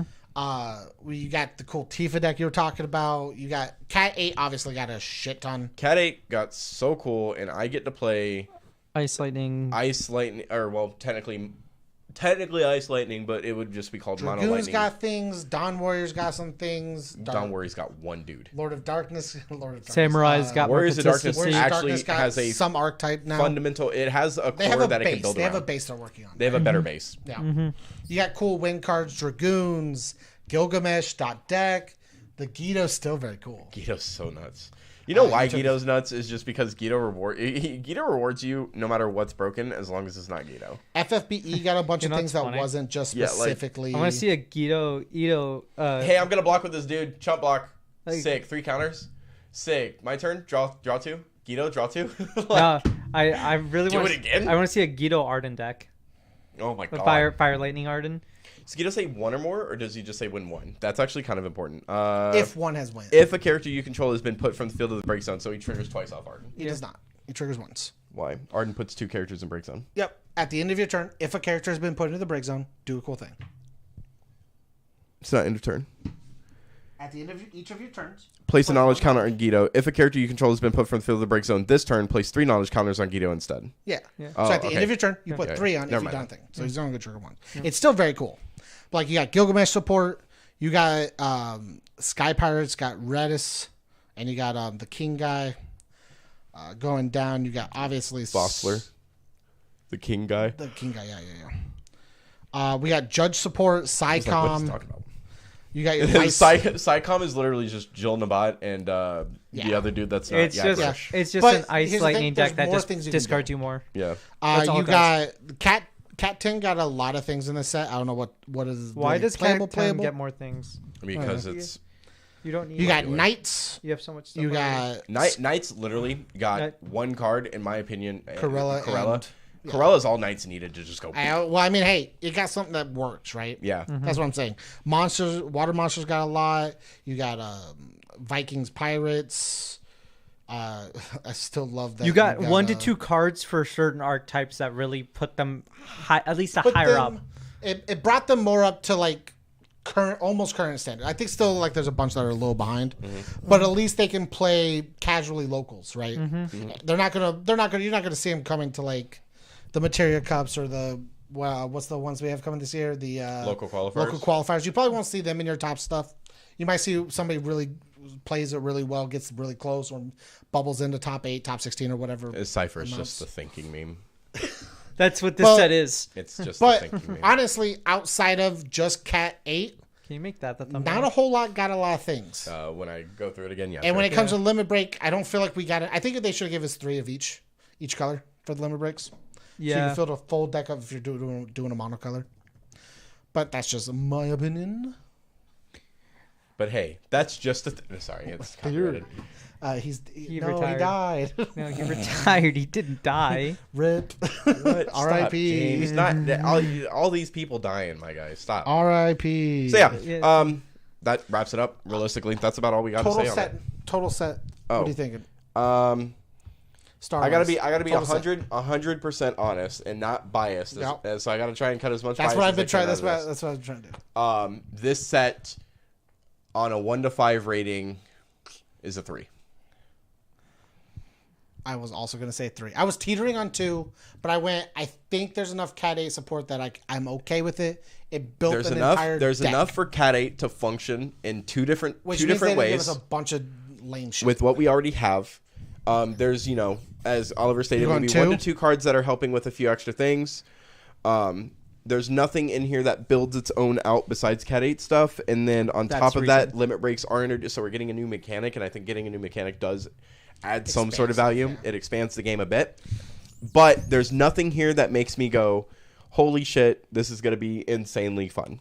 That's my reason. There's only one deck that gets an extreme There's only one thing that changes this format is Cat 8. Yep. And a lot of things are obviously going to change. Granted, I am interested to see what people do with that because Cat 6 got a couple good cards and went nuts. Oh yeah. Mobius came out, Cat 6 was insane. I mean, Edgar came, Cat 6 went nuts. Same with Sabin. But when we got the Lock and the Celeste combo, it really went off. Just those 2 cards alone built a whole new deck for Cat 6. Yep. Instead of the slower grind. I'm excited to see what you do with Lightsworn deck. If we get more stuff. No, I'm just meaning just right now instead of just the basic. I have been running through my head. I'm like, what are good cards that would be nice to throw on my break zone? And then I was like, Shadow Dragon's cool. But what's a Golbez that I want to play now? The gears turn. I'm not gonna lie. You could play the wind lightning one that lets you search for 2 drops. Or just play the Dark Golbez, pay 4, and then pay 1 for the Shadow Dragon, or is it pay 3? It's pay 1. Yeah, pay 1 for the Shadow Dragon. Break 2 dudes. That's just how my brain works with it. Yeah, it's a 3 cost. The set feels a little lackluster in terms of anything that's not Cat 8. Yep. There are obviously cool pieces like the Gorilla. Mm-hmm. I feel bad. I don't think Oliver's been in this one the entire time. No, he keeps leaning back. Oh, it's just because he's leaning. We're fine. It's because I'm leaning. He's just comfy. He keeps leaning back and leaning. We need to fix Don't worry. Well, next time we have a podcast, this is going to be a lot more comfortable for all of us. I found that I kind of enjoy this. Mm-hmm. The podcast or no, this. The leaning back and holding and just holding the mic. I mean, we have these. We could have just been using those. Can they hear me now? No. Oh, sorry. Sprint doesn't exist anymore. That's a good joke. Yeah, I was funny. Joke. for most of the review, I was leaning forward, but for now, I just kind of leaned back, and I was just like, I don't need to be in the shot anymore. Yeah. This sets a 2 for me. It's one major deck doesn't constitute enough for me to give it 3. What is it? Last set we had. What's last set? Last set we got Opus 21. What came in on last set that I got? Sorry, it's a little late, so my body's time to yawn, dude. Yeah. We got comparatively to what we're seeing this set. We got. Did we get Scions? Stop yelling at me. Just look at Legends, and that should give us card database, advanced search, set 21. 21. 21. We got Edgar. That's right. We got WAF. We got DFF. DFF was a new major WAF, deck. DFF stuff. F-Spofo. Ultimisia Griever. Ultimisia Griever combos. Yeah, we got multitude of decks that now became technically you got bigger. the whole new Sky Pirates package. Sky Pirates package. You got more the whole stuff. Mono. You got the cool. My Mono Lightning deck came out of that one. The ice stuff. You got Zonde really cool Mono ice Lightning. That's right. We got Warriors. Irvine's Lightning. Yeah. You got Warriors. Yep. You got multiple Pirates decks. You got different archetypes that you can play and experiment with. Yeah, yep. and then they gave other things, the smaller things that didn't really matter too much. Yeah. Right? And but it doesn't feel like we got anything major out of it. Probably because we didn't get a starter deck for this set, did we? No. DFF. Nope. Not for this set. DFF was last set. No, that's what I'm saying. DFF was in the last set. Yeah, that's what I'm saying. But we didn't get in this set, we only got that. They might give us one. We just haven't heard about it. No, they would have put it out by now. That's more than likely. Yeah. More than likely. Because every time they put out a starter deck, they've announced it before the set releases. What would they have released? What do you think? Looking at the set right now, what do you think they would have gave us? I would have hoped an FFT. Zidane's crooked. I would have hoped a. Figure it out later. I would have hoped a tactics deck. Honestly, give more tactics. Everybody wants a tactics. I would have wanted a tactics deck. FFL is the Warriors of Darkness. Yeah, so maybe probably FFL and then something else. I would hate it. I think FFL needs cohesion, but there's a lot. Mm-hmm. I just meant that same as tactics. Tactics needs cohesion I and to stop fucking name clashing, but there's a lot. Ramza. It depends on the tactics. I mean, tactics advanced or tactics. Can I just get FFTA? So tactics advanced. Sure. Just so I could play my 6-drop marsh. The water marsh. Yeah. God, that card could be so good. Yeah. Again, another card they didn't give us any support for. Yeah. They dropped it, and then nothing happened with it. We're like, since. dude, we're gonna get more stuff for FFTA. It's gonna be sick, and no. Nothing. Marsh never. Yeah. Marsh just showed up and it just vanished. feels like this set doesn't have anything going. It doesn't do anything. It's gonna have cool pieces. We're gonna see some decks like really come out of it, but like it's nothing substantial. It's unfortunate. Like I hate it because like it's a whole new set, and probably people are excited because like new cards, new mechanic. It should be like this should be like a meta-defining set. It feels Honestly, like it should with be. Limit Break coming out this set, I feel like they should have put out a deck with it. It should have been a meta-defining set because it's a new mechanic. A new mechanic. Crystals don't count a mechanic. It's an addition, and warp is an addition. This changes the game completely. I would have been fine if they gave us like a warp deck and a crystal deck when those came out, though. Yeah, but they're just technical advancements. This is a new mechanic because they have to make a new zone for it, so it's a new mechanic for the game. So I felt like this should have been a meta-defining set, and it's not. So unfortunately, it's sometimes. 2 because I've seen other games where new mechanics come out and they're meta-defining, and those sets are like nuts. They're like the sets that you want to put money into because they bring in. The cards are so good. They're bringing a new mechanic in. 14. Yeah, it's just like we'll never get another 14. They learned not to short print like that. Mm-hmm. Anyways, thanks for watching, guys. Hope you enjoyed. Like, comment, share, subscribe, and check us out on our Patreon, which is already listed down below at patreon.com/TCG University. Please tell us what you guys think of the set. You know, what do you guys think? Topics you guys want to talk about in the next podcast? Interrupt me again, James. Okay. Stay learned. Get learned. That doesn't work. Been learned.